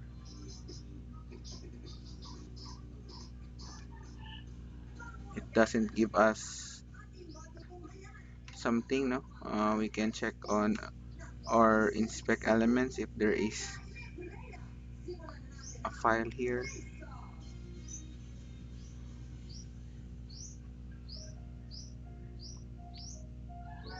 near. As you can see, there is a first name is required. You cannot see the that one, but you can see that there is. So it might have, instead of using those one, we can use alert alert danger. So let us try if it is working. Okay, so instead of using div, I'll make it span. As you can see here, you can see that there is now a red. Okay, so meaning if there is no error, sorry about that, you don't have an index for admin. So we go to registration, so there is no error here, but when we click enroll now, it gives us the first name is required. Okay, so it makes our page much more nicer right now.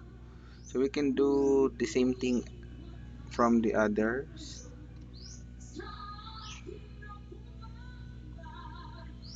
So just span class, and here this is for input L name. It's another span. This one is for input email,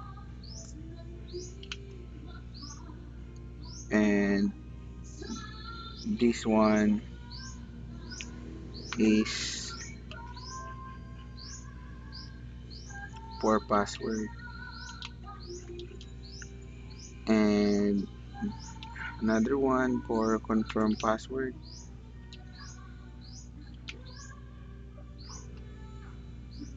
Then another span for input date of birth, and lastly we have input gender. Now we can have those things, so we can now check it again, refresh. So you can see first name, last name, email address, password, confirm. What happened to the last one? We put don't put here, so we have a problem. Just put it at the out of outside of the select. Save, refresh. Okay, that's great. So basically that's how form validation works. So it validates your page even though it's okay, so meaning it will not go to the reg process as long as there is an error for that. So we have a lot of validation errors, like minimum, because sometimes they will just add one. For example, that is not a name. So when we enroll, as you can see, there is no error in that one, but it might have malicious if there is a name one. So you can add validation rules here on your admin. Like for example, you add another validation here. Just use this separator or bar. That means you're adding one validation, and the other validation will be the mean the mean length.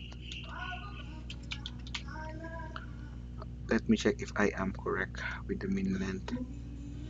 Mean length, yes. The mean length is, like for example, I need only at least 5 character for the email. Okay. And also for for password. So sometimes we need to make a strong password. So sometimes it is at least or minimum of 8 for the retype password. And also whatever in the retype password here.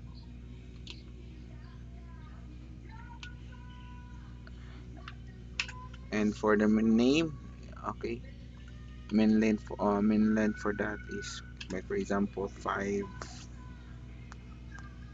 Also the name.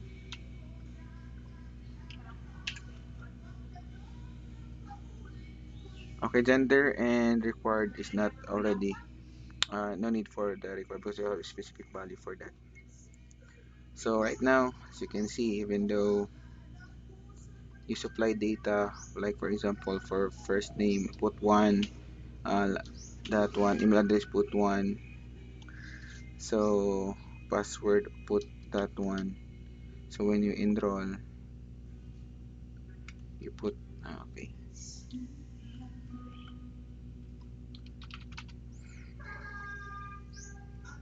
So the first name field must be at least 5 characters in length. The name must be at least 5 characters in length. Password must be at least 8 characters in length. So we have a lot. Confirm password must be 8. So daghan siya. So you can set all of this.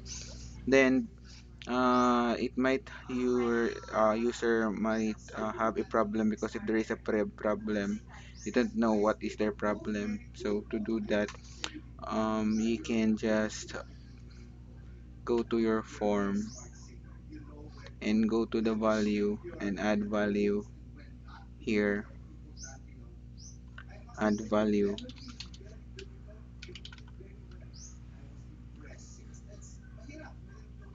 in order to maintain the value on the form. If there is an error, we use set value. Okay, so a set value is um, a method where we enter in the form. So here, so you can set, for example, PHP. Since it will reload, it will, since it is the request is HTTP, so it needs the page to be reloaded. So that means if there is no error, the value in the form is gone in. We'll no longer see it. So we need to use set value of echo set value, and what is the name of that value, the value of that particular. So this is the name for that. So this is the solution for the problem. If there is an error, you should put whatever value you have. Okay, right? So the same for the last name. So just copy and paste for everything here. So I hope that I can solve this. For the I want it na autofocus. No, it auto wrap, text wrap, but my editor is not helping me that kind of technique. I said it a while ago, but it's not working. So the same thing with here. Uh, in, use the name for that. Okay, and for the email address. So as you can see, by use of the set value, it helps the user, okay, see the previous value. Uh, okay, the previous value. So what happened for that? Why? Okay, it might have an error here. So refresh. Yeah, okay. And for the password, we don't need to set a value because what happened if we set a value for password? So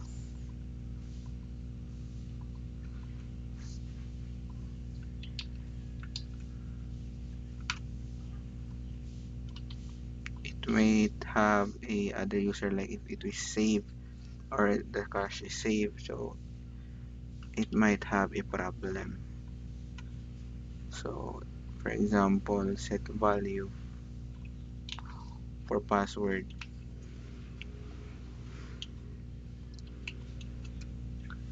and so like this. So it have a whatever value. For example, if you leave the page, so your value is here. So that means you can just inspect an element for that. Someone will just see what is the password, and then you can change the password here to text, then enter. You can see here what is really the password. So that is the best, or the recommendation is not to set a value for your password. So just a big no for that. Okay, and also it's very useless if you put there um, that value, because you don't know even know also what is that key also. So to be safe, you have a set value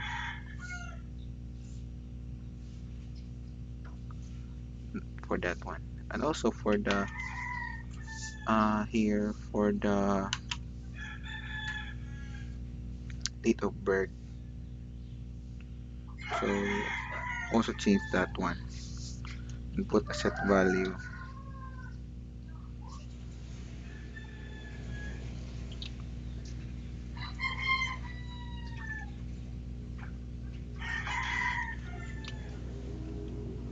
for input date of birth.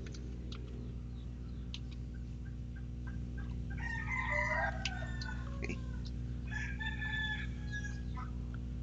okay, so that's how the set value works.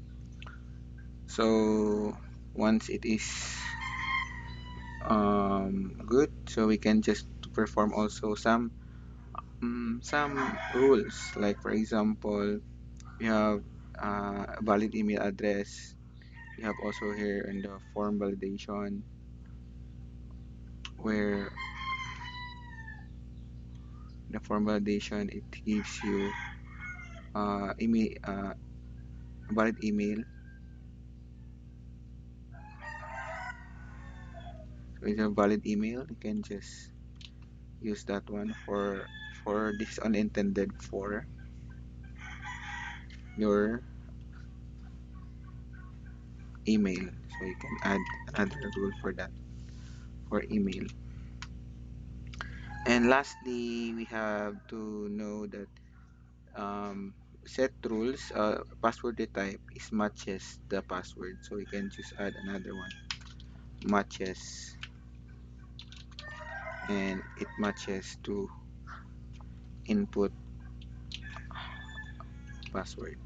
So by that, it's very easy for you to do that. That meaning, for example, you just type here hello world, and you just type here whatever you want, and just enroll now. You can see an error here, the password field does not match the password.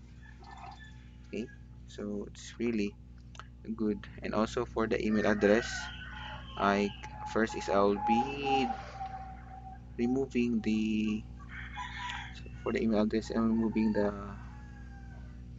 required. I think yeah, valid, so it's automatically, as long as it's email, this automatically it's valid email, asking for a valid email. So that's it. No, you can also add maximum for your email. You can have max length if you want to, max length of, for example, 100 characters. So that means I'll have that one. So to match to, if you are going to save it in your database, to be specific, input password also have a max length of, like for example, 50, um, first name, max length of 100,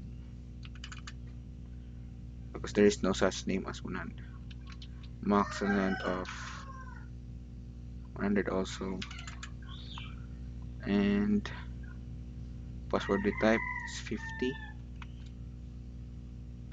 and birthplace, there's no max length for that because that's it is a pre-required space. So that is for the setting of rules.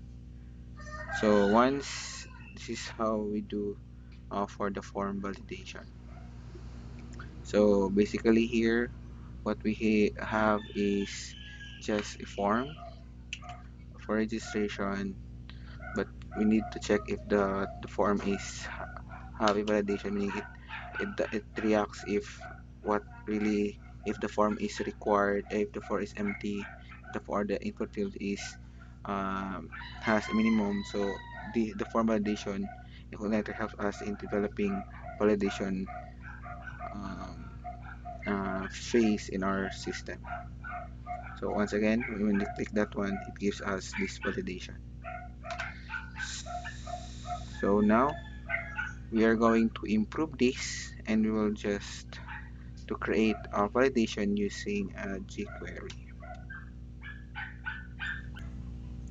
Instead of using this validation or this technique, which that requires loading of page, as you can see here on the URL, if we can go to the registration,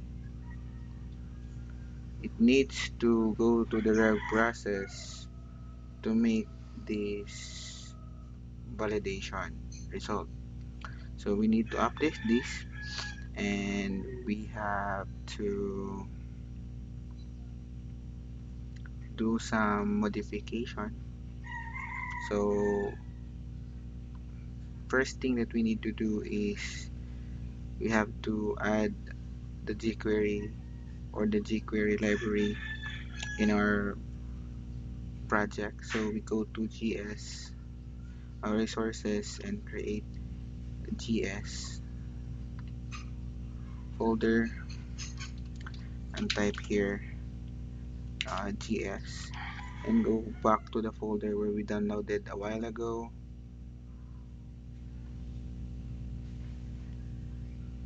On our downloads in our framework, I already include the GS there for you to not to mess up what version of GS is okay for your development. So here I have a jQuery 4.3.6.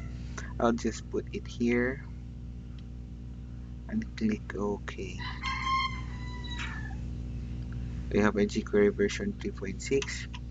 So going back on my registration, I'll just make a link for that one here at the bottom part of the on the body part. I'll just add a script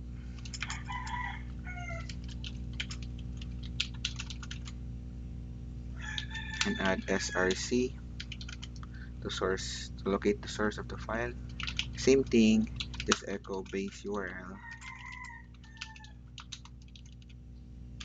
and use resources gs and jQuery v version 3.6.0.gs. Okay, save. Let us check if that is correct. We go to the view page source,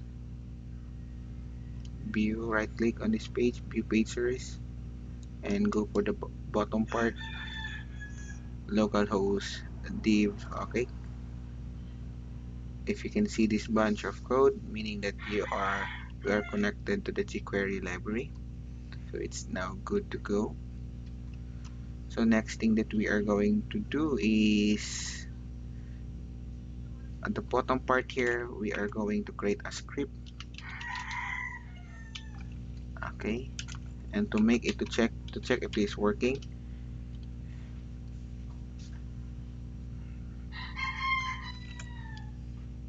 okay, we can just add that one document dot reload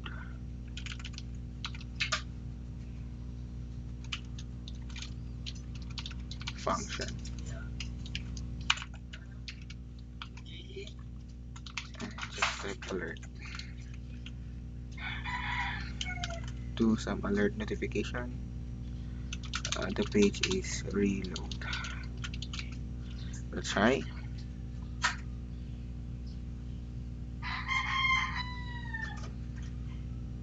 Okay, supposedly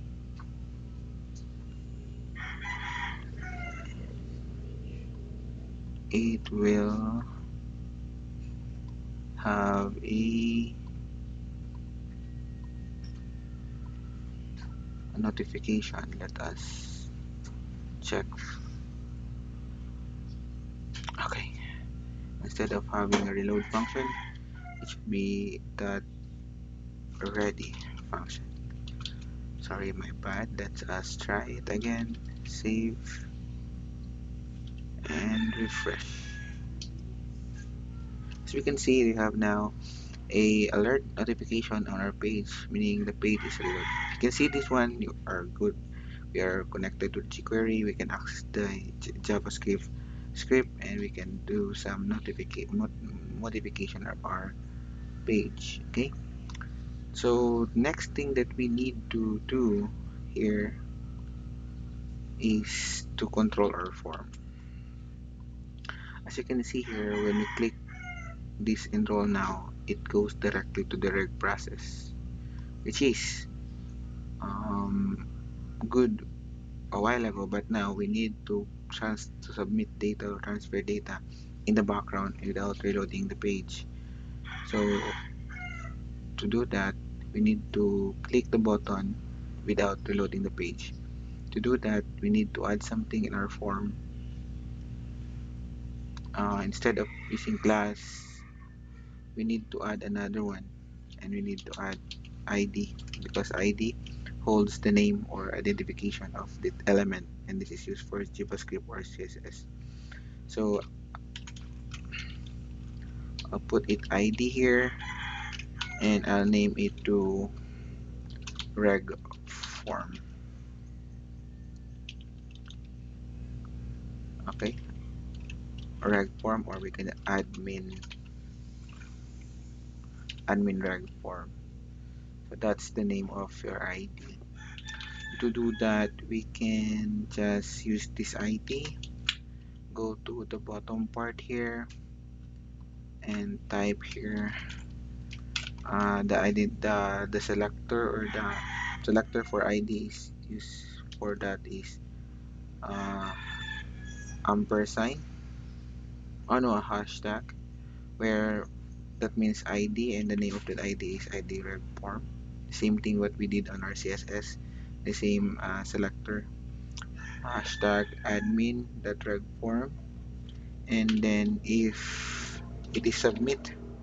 So why it is submit? Because sometimes you don't need to click, but also to enter the form. So in order to do that, instead of use the click event, the event that we're going to trigger is the submit and then function.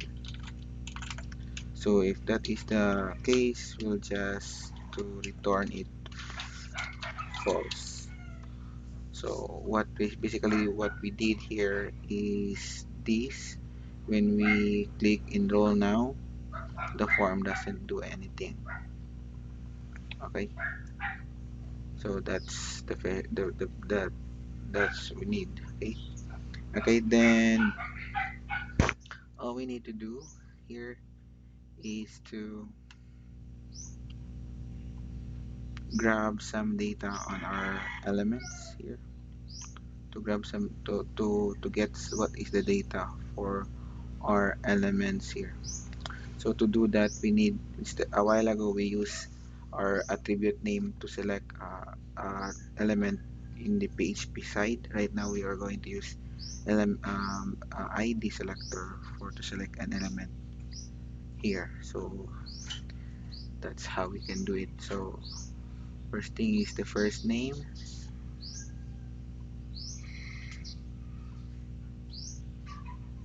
To grab the value for the first name is just like this. Okay, store value var last name, first name, f name is equal to, then this is the selector, dollar sign, open close parenthesis, and this hashtag or ampersand. I guess that is ampersand. Let me I forgot that's ampersand. Ampersand symbol. That's not that one. That's an ampersand. So hashtag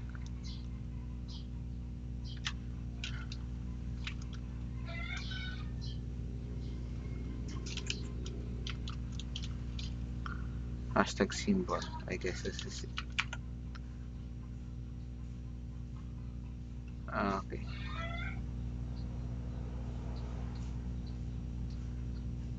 Okay, hash or pound sign. Okay, pound sign. So the pound sign.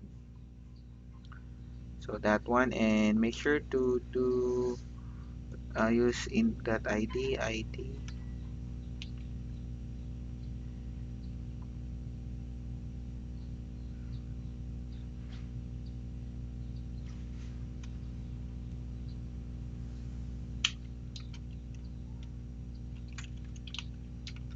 and then don't forget to get the value for that.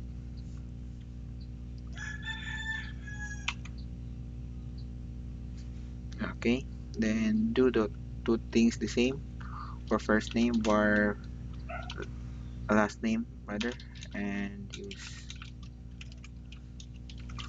that one input. Let us use the last name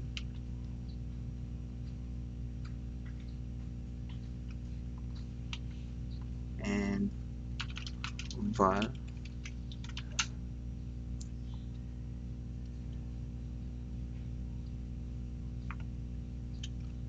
Do the same thing with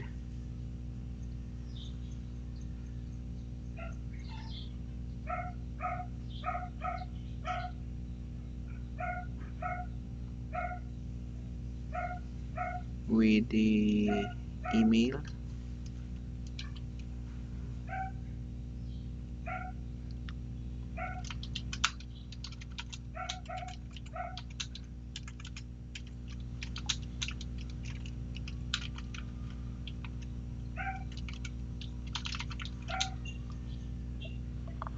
Just copy and paste and just replace it. Email, password, retype password,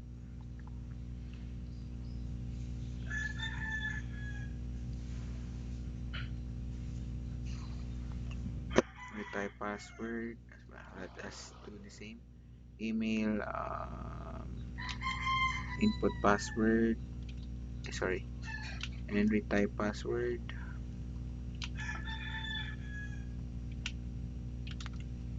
So what happened?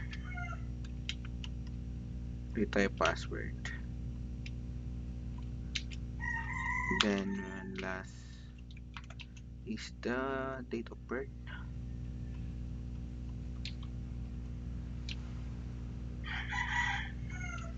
and the gender. This one is password, p word, cp word or confirm password, uh, DOB, date of birth, and gender.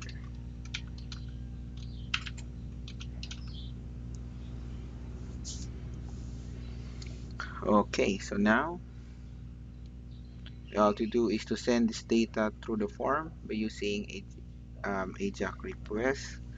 So we can do things like this: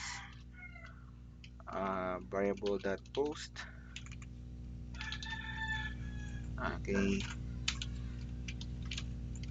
then um, the first parameter is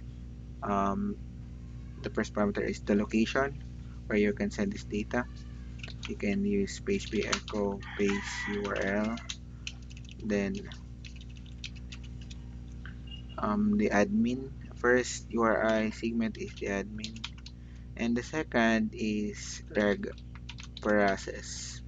So in our reg process a while ago, we used this one as for this is for the validation for um, the manual way of loading the page without the HTTP, because we need also to do this one, especially it's still the same with Facebook, that if the user disable the jQuery functionality, still the system is working also, because it has also the function for the native way of um, requesting HTTP request.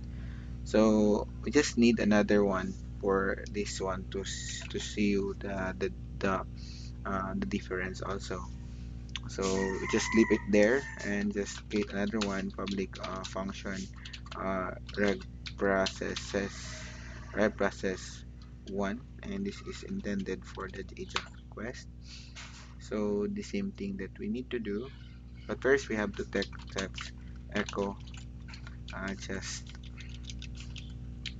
testing if if the connection is really having in our system.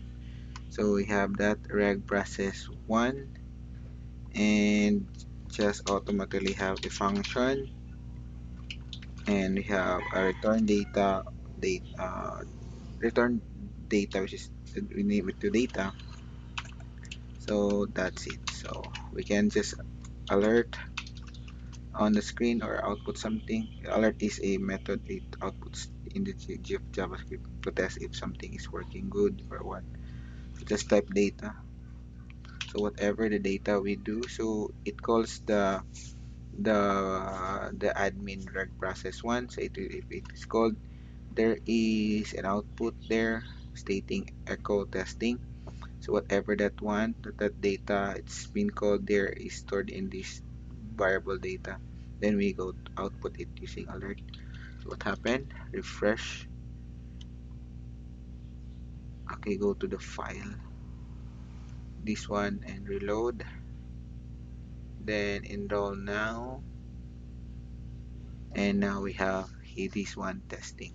So this time we can know that we have a connection from this admin reg process one to this file by just clicking or submitting the form without reloading the page.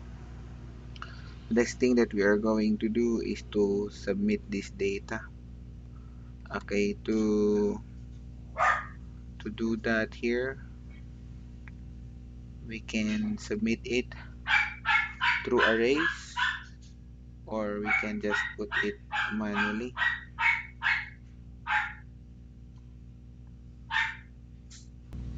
So to submit data to the method, we need to add another second parameter to set data. It includes with this bracket. So just enter to make it much more nicer, and that one also. The first thing that we're going to do is the name of the variable. So the name to be submitted. So I'll just put here whatever the name here, I'll just put add I in the first one. So I F name is equal to that one. Another one,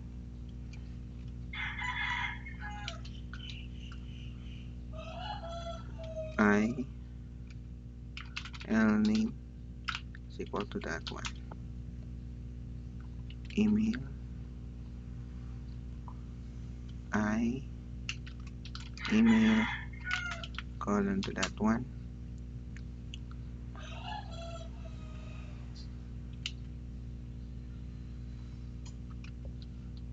I P word to that one.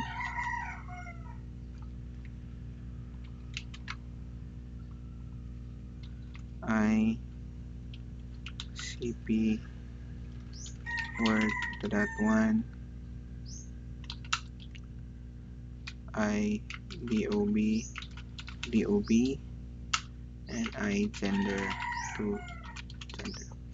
So this is the name of the the key of the value of this one. This F name shows the value for whatever data of the form. So we'll just check if that is worked, been submit or pass, and then get it on the form. Go to the admin, and we can just do the same thing. Do the validation. This load library and form validation. So I guess all of these are the same. All you need to do is to change the name, and the name for that is this one. I F name. So I F name, that's for email. So I email, this one is I P word, this one is I F name, I L name, I C P word, I D O B, and I gender. So make sure that the two is correct. Make sure of all this part here. IF name, IL name, I email, IP word, ICP word. ICP word is this kind of case we have. ITOB, I gender. So it should be I then gender.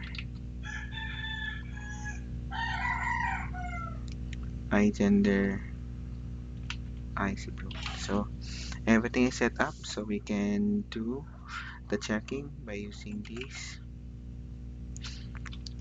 If still the same,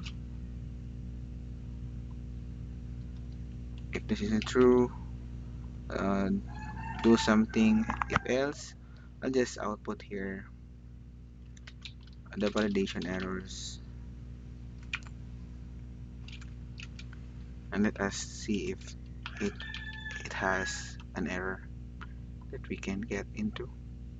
So we have the data that the errors that it will output here will be stored in the data. Let us check on these. Okay, refresh the page and then click enroll now. As you can see, the email field is required, the password field is required, the first name field is required, the last name is required, the confirm password is required, the birth this is required. So it checks the validation in the background. So all we need to do is to make some changes on our form through the jQuery. So since we have this data here, so we can just manipulate also. So going back in our form validation, we can change the state if that is valid or not. Can we can do that one. So we can do changes here by using if statement also. So if data dot search,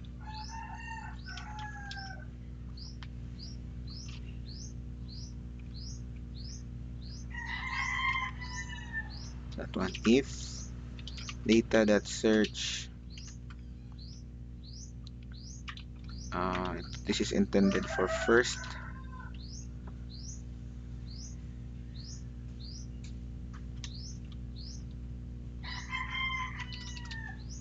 name.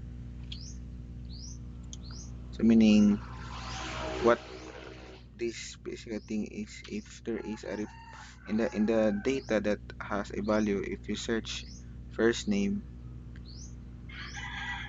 if we can find it, if we can find a first name on the set of data on the, so if it can find, so we can just not check it, but if we can just, how can I make it, uh, okay, I'll just first alert, and then I'll just do some concatenation and just say that data that search for first name.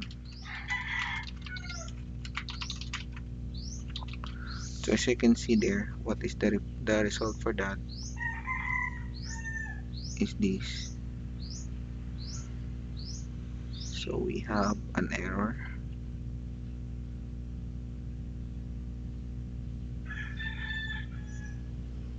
Data search. So we have lacking up closing parenthesis. So we have to change it. Okay, let us. Okay, enroll now.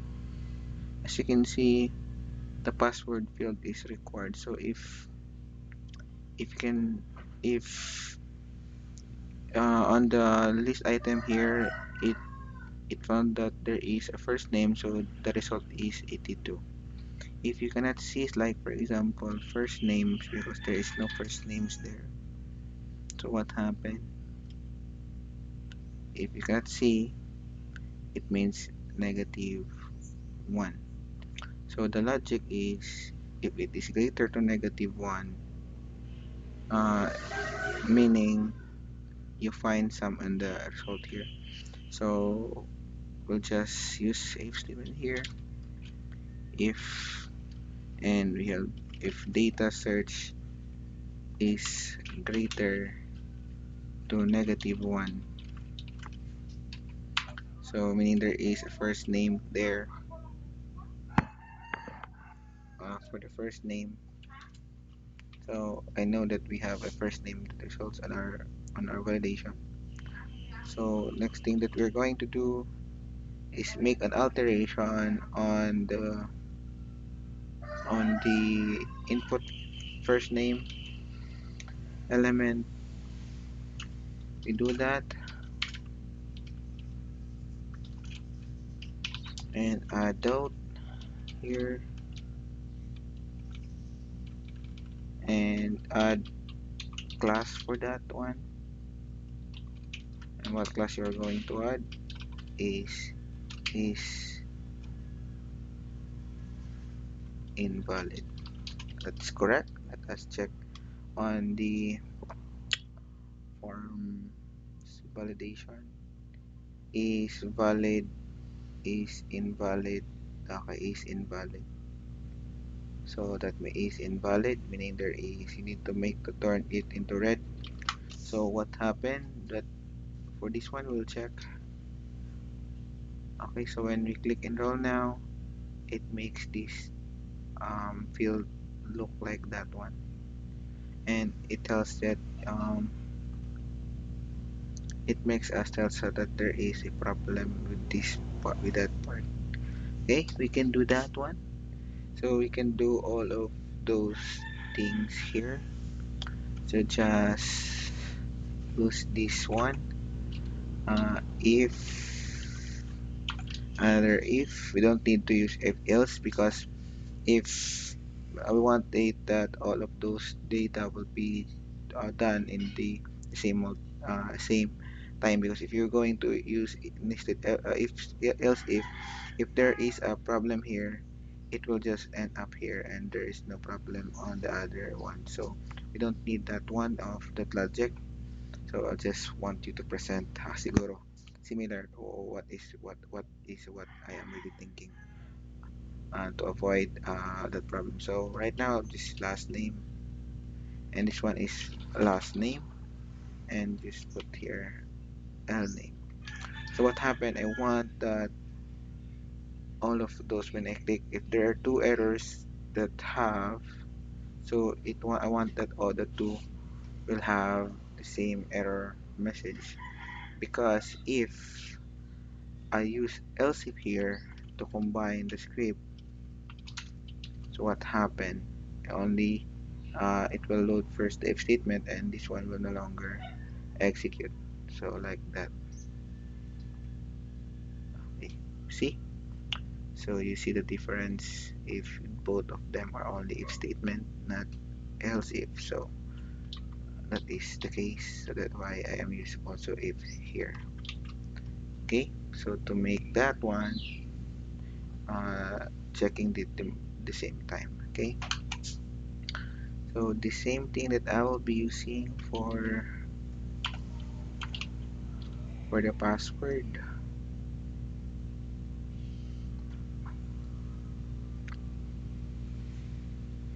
Next thing is email address. Email, and that is for email.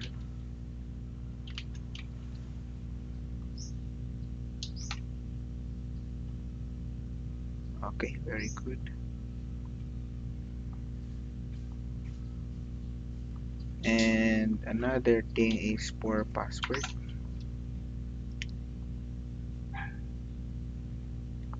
So we have a problem for the password because let us output the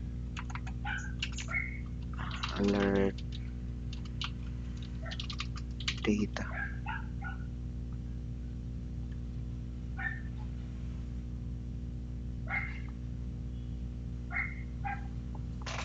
Because if you put here password, also there is a password here. So the two of them will, so in order for us to make it much more recognizable, instead of on the admin page, instead of using email, I just use numbers to, sorry for that, email. First is I'll just arrange it um, by the address, by the order of the form. So the first is the first name, so that should be the one. First name should be the one, and last name should be two. Email is three. Password is number four. Confirm password is number five.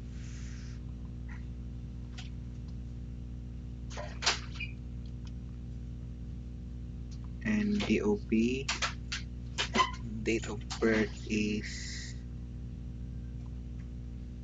number six and number seven. So what basically will look like this: 1 2 3 4 5 6. So now we are going to search by number 1 2 3 4 5 6. So instead of having those first name and last name, I'll just put it numbers. Okay, here in our registration, instead of first name, it should put it 1, and last name is 2, email is 3, sorry, this is 2, this is 3, and this is 4 for the email. And for the password, to solve this issue, we have 5, and this is for the password. And retype password, this is number 6, and that 6 is retype password. And yeah, until it's number 8, right?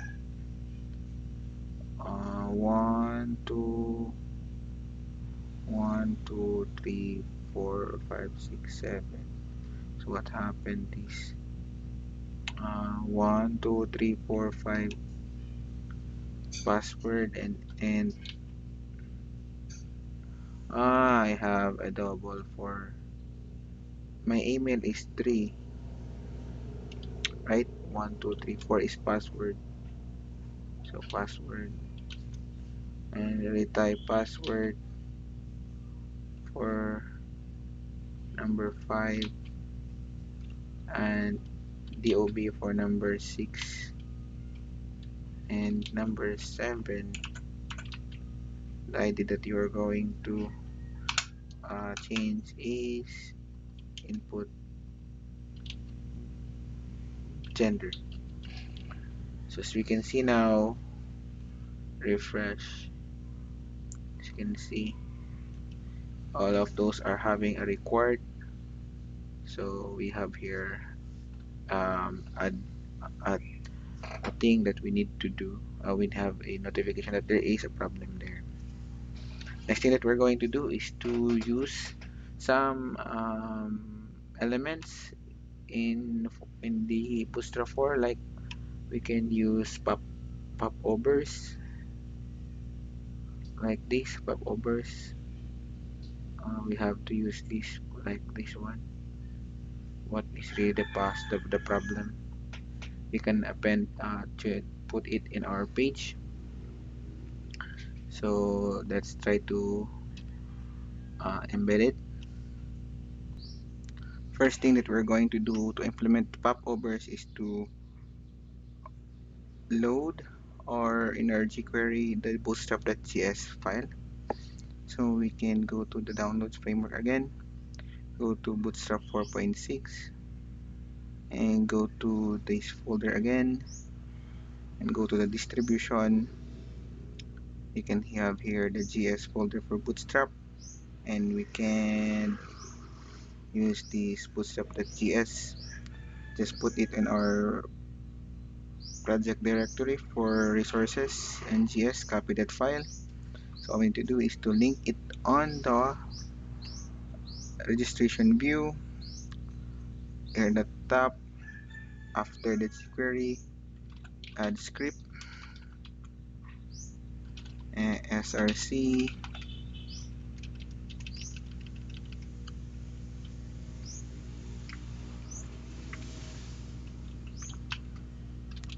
echo base URL.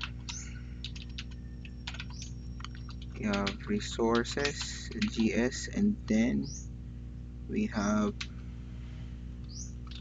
jQuery version. No, that's not GS, and bootstrap.js. Okay, let us run and check if the file is loaded properly.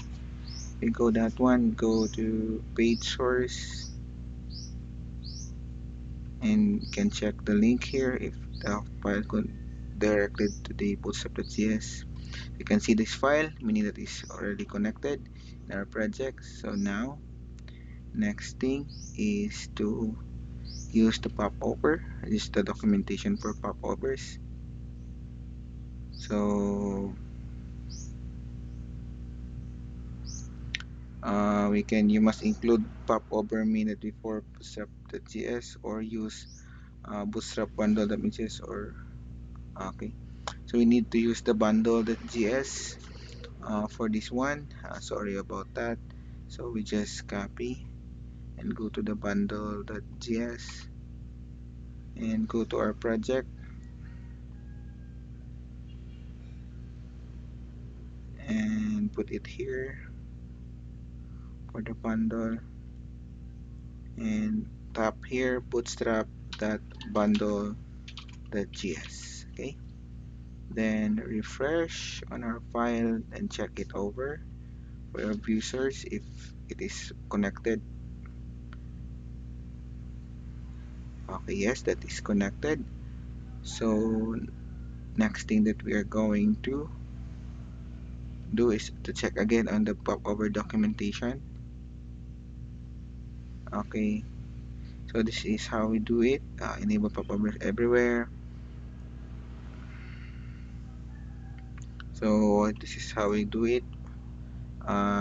Data toggle popover, and the title, content. There is, so it's, you can tap on the top or on the left or on the right, so it's up to you. So right now I'll be using the popover for the right. So data container, right, blah blah blah, data content.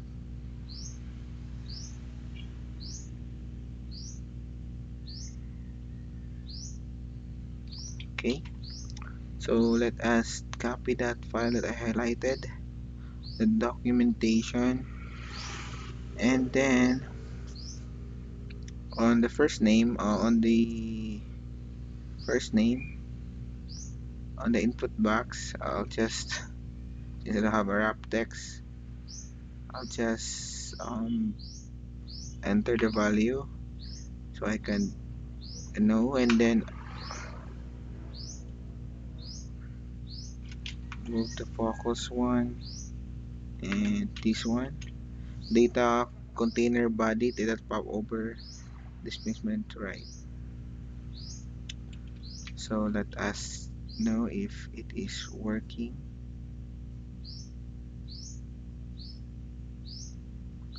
And data content,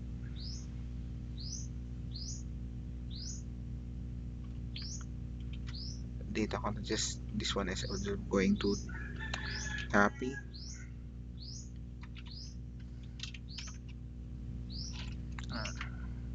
Hello pop up,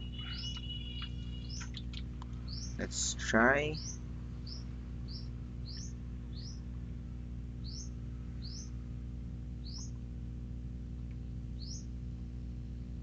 So what happened, it has one here for the popovers. You don't want like that, we need to control our popovers.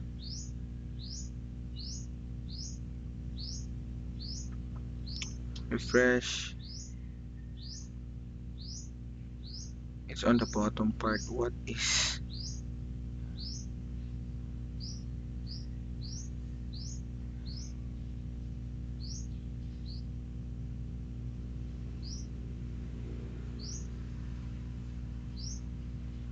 why it's on the body?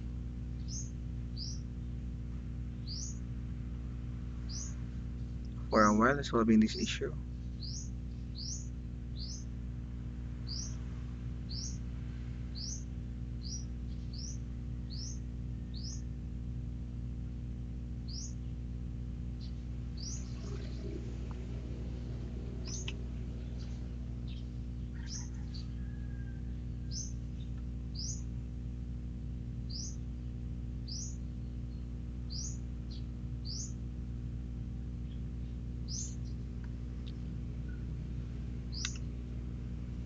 We can enable JavaScript. Okay, can, this one we're going to use, not that one. Copy and just delete. Yeah, and if there is a problem with one, there will be a popover for first name popover, then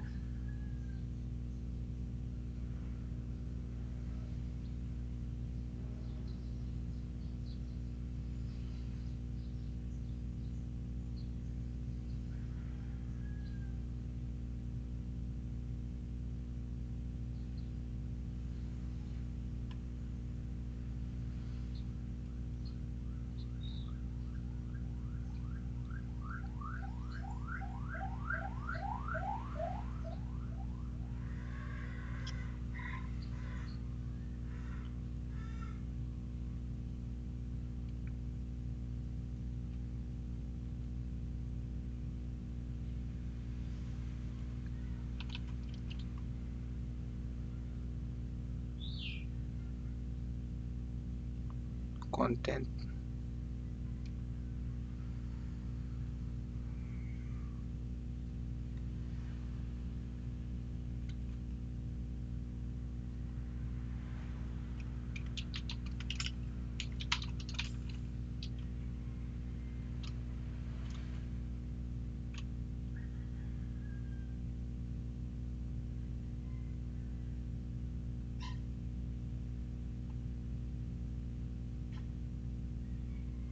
and just say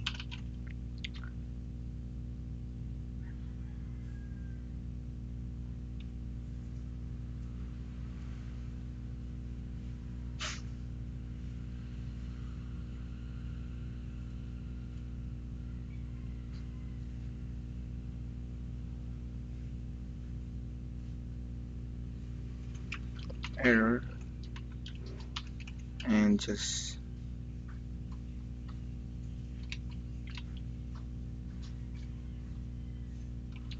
show,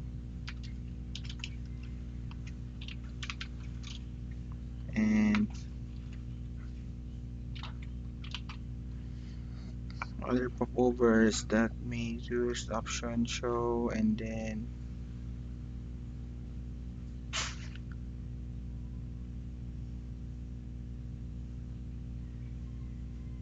default is right, so you did need to put default content.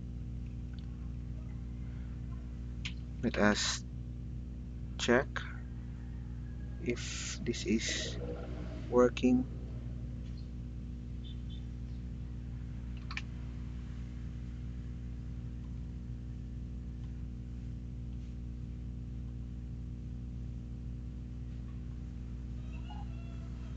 This is really working, but it is not really. Let us do this one. To make the tooltip working, this is how we're going to do. Just use this element again, the input f name, and add an attribute. This is how you're going to add an attribute of the element, and we have to put data toggle,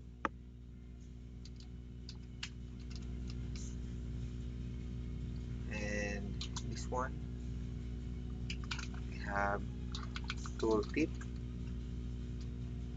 and we're going to put our tooltip at the right side, so ATTR data placement is equal to right,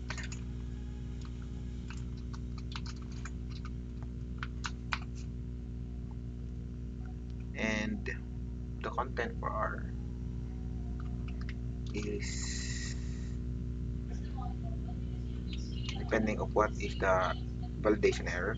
Right now, we'll just to make it put required ADTR um, data content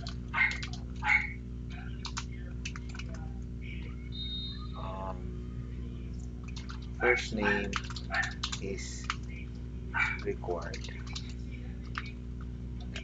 And lastly, we have to run the tooltip.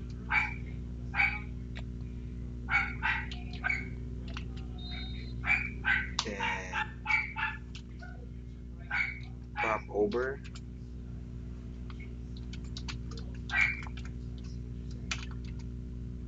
So, so save and let us try. So click, I'll just remove these things. Just add it a while ago to check if it is working. Now just remove this one. Reserve this, refresh it again. Now click enroll. By the way, it's not working with our JavaScript. Let's assist. Refresh it again. Enroll. Oops, I think there is something wrong with our GS. Yeah, there is no closing parenthesis there, so make our GS not working. Refresh. See the errors. One field is required. So as you can see now, we have a tooltip that is still there. First name is required. So we need to make it color red like this one. So how we can do it by just first checking the element, how we can change this color. So this is the pop-up cover, the color in the background. How about the header? Uh, so we can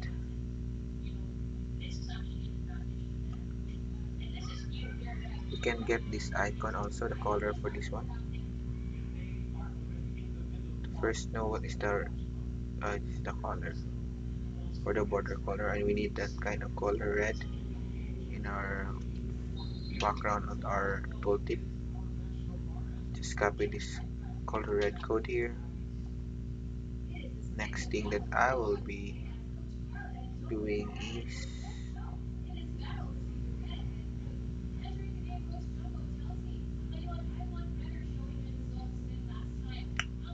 um, you have to go back here and inspect element. Color is black. Okay, how about this one? Had a background. Let us try to make this one.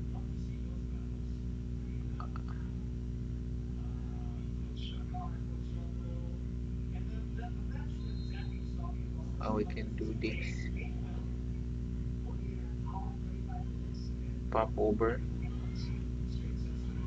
On the pop over, we can add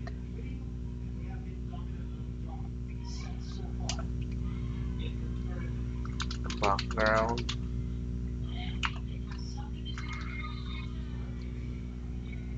Okay, that's right. We can put important.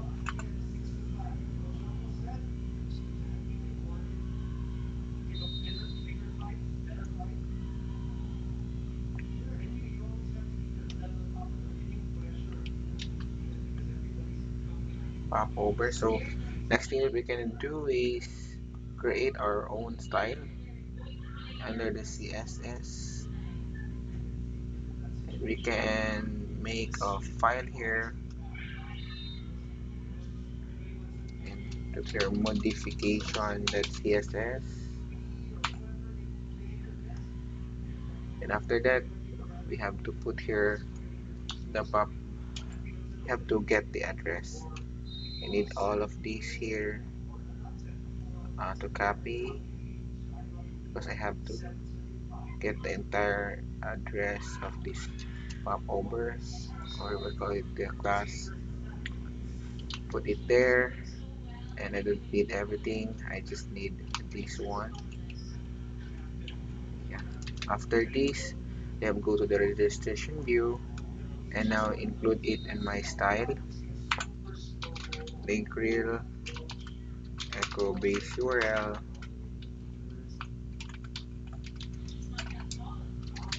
resources, CSS,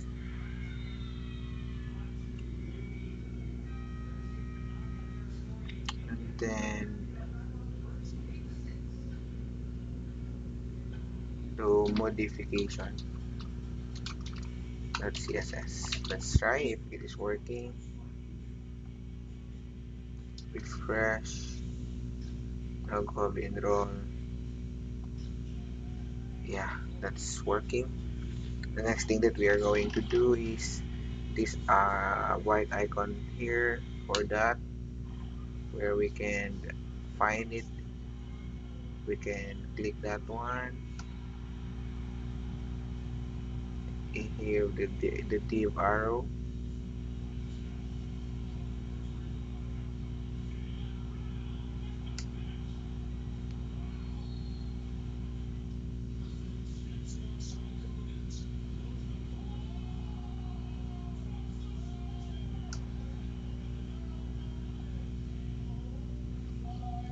We can put it color red. Okay, so this one I'll be copying this line of code here and paste it here on our modification,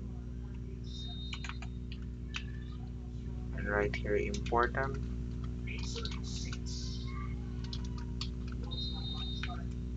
and just remove everything here. Just that. Save, refresh.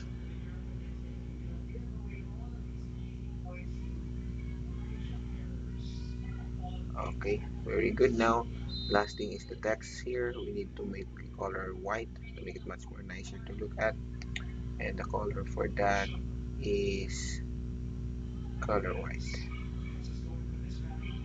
that one. Then I have to highlight everything, go to the modification, and make important scope here. So refresh. Now enroll now. Yeah, so we have here first name is required. Okay, so we have now our styling. We don't want to make it all of this one, but my concern is here an normal validation. As you can see on our admin page, we have we have how many validations. We have rules there. We have set many rules here. We have a required, and this have the, so if there is a required, this is what we are going to put it.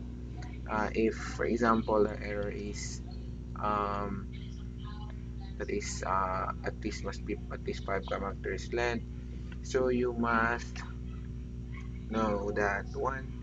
So to do this, we are going to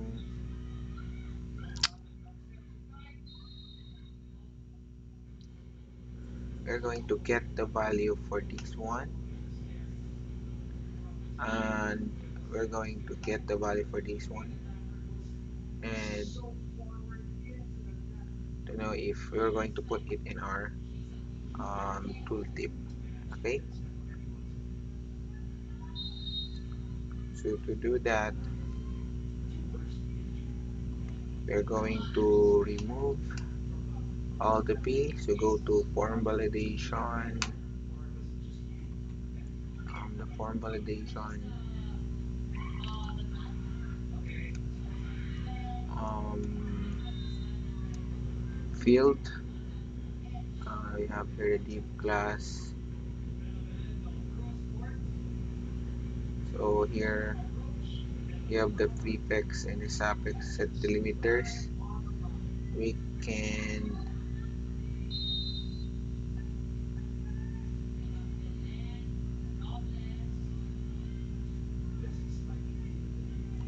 how can we remove that one? By default it is P around the, okay, you can either change the delimiters profile. Okay, we can set delimiters to blank. Let's try this one.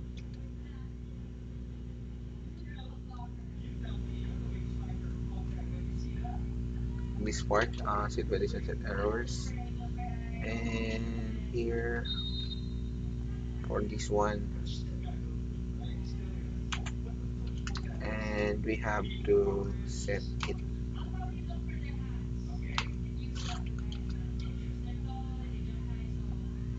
Let's try if it is being removed or not.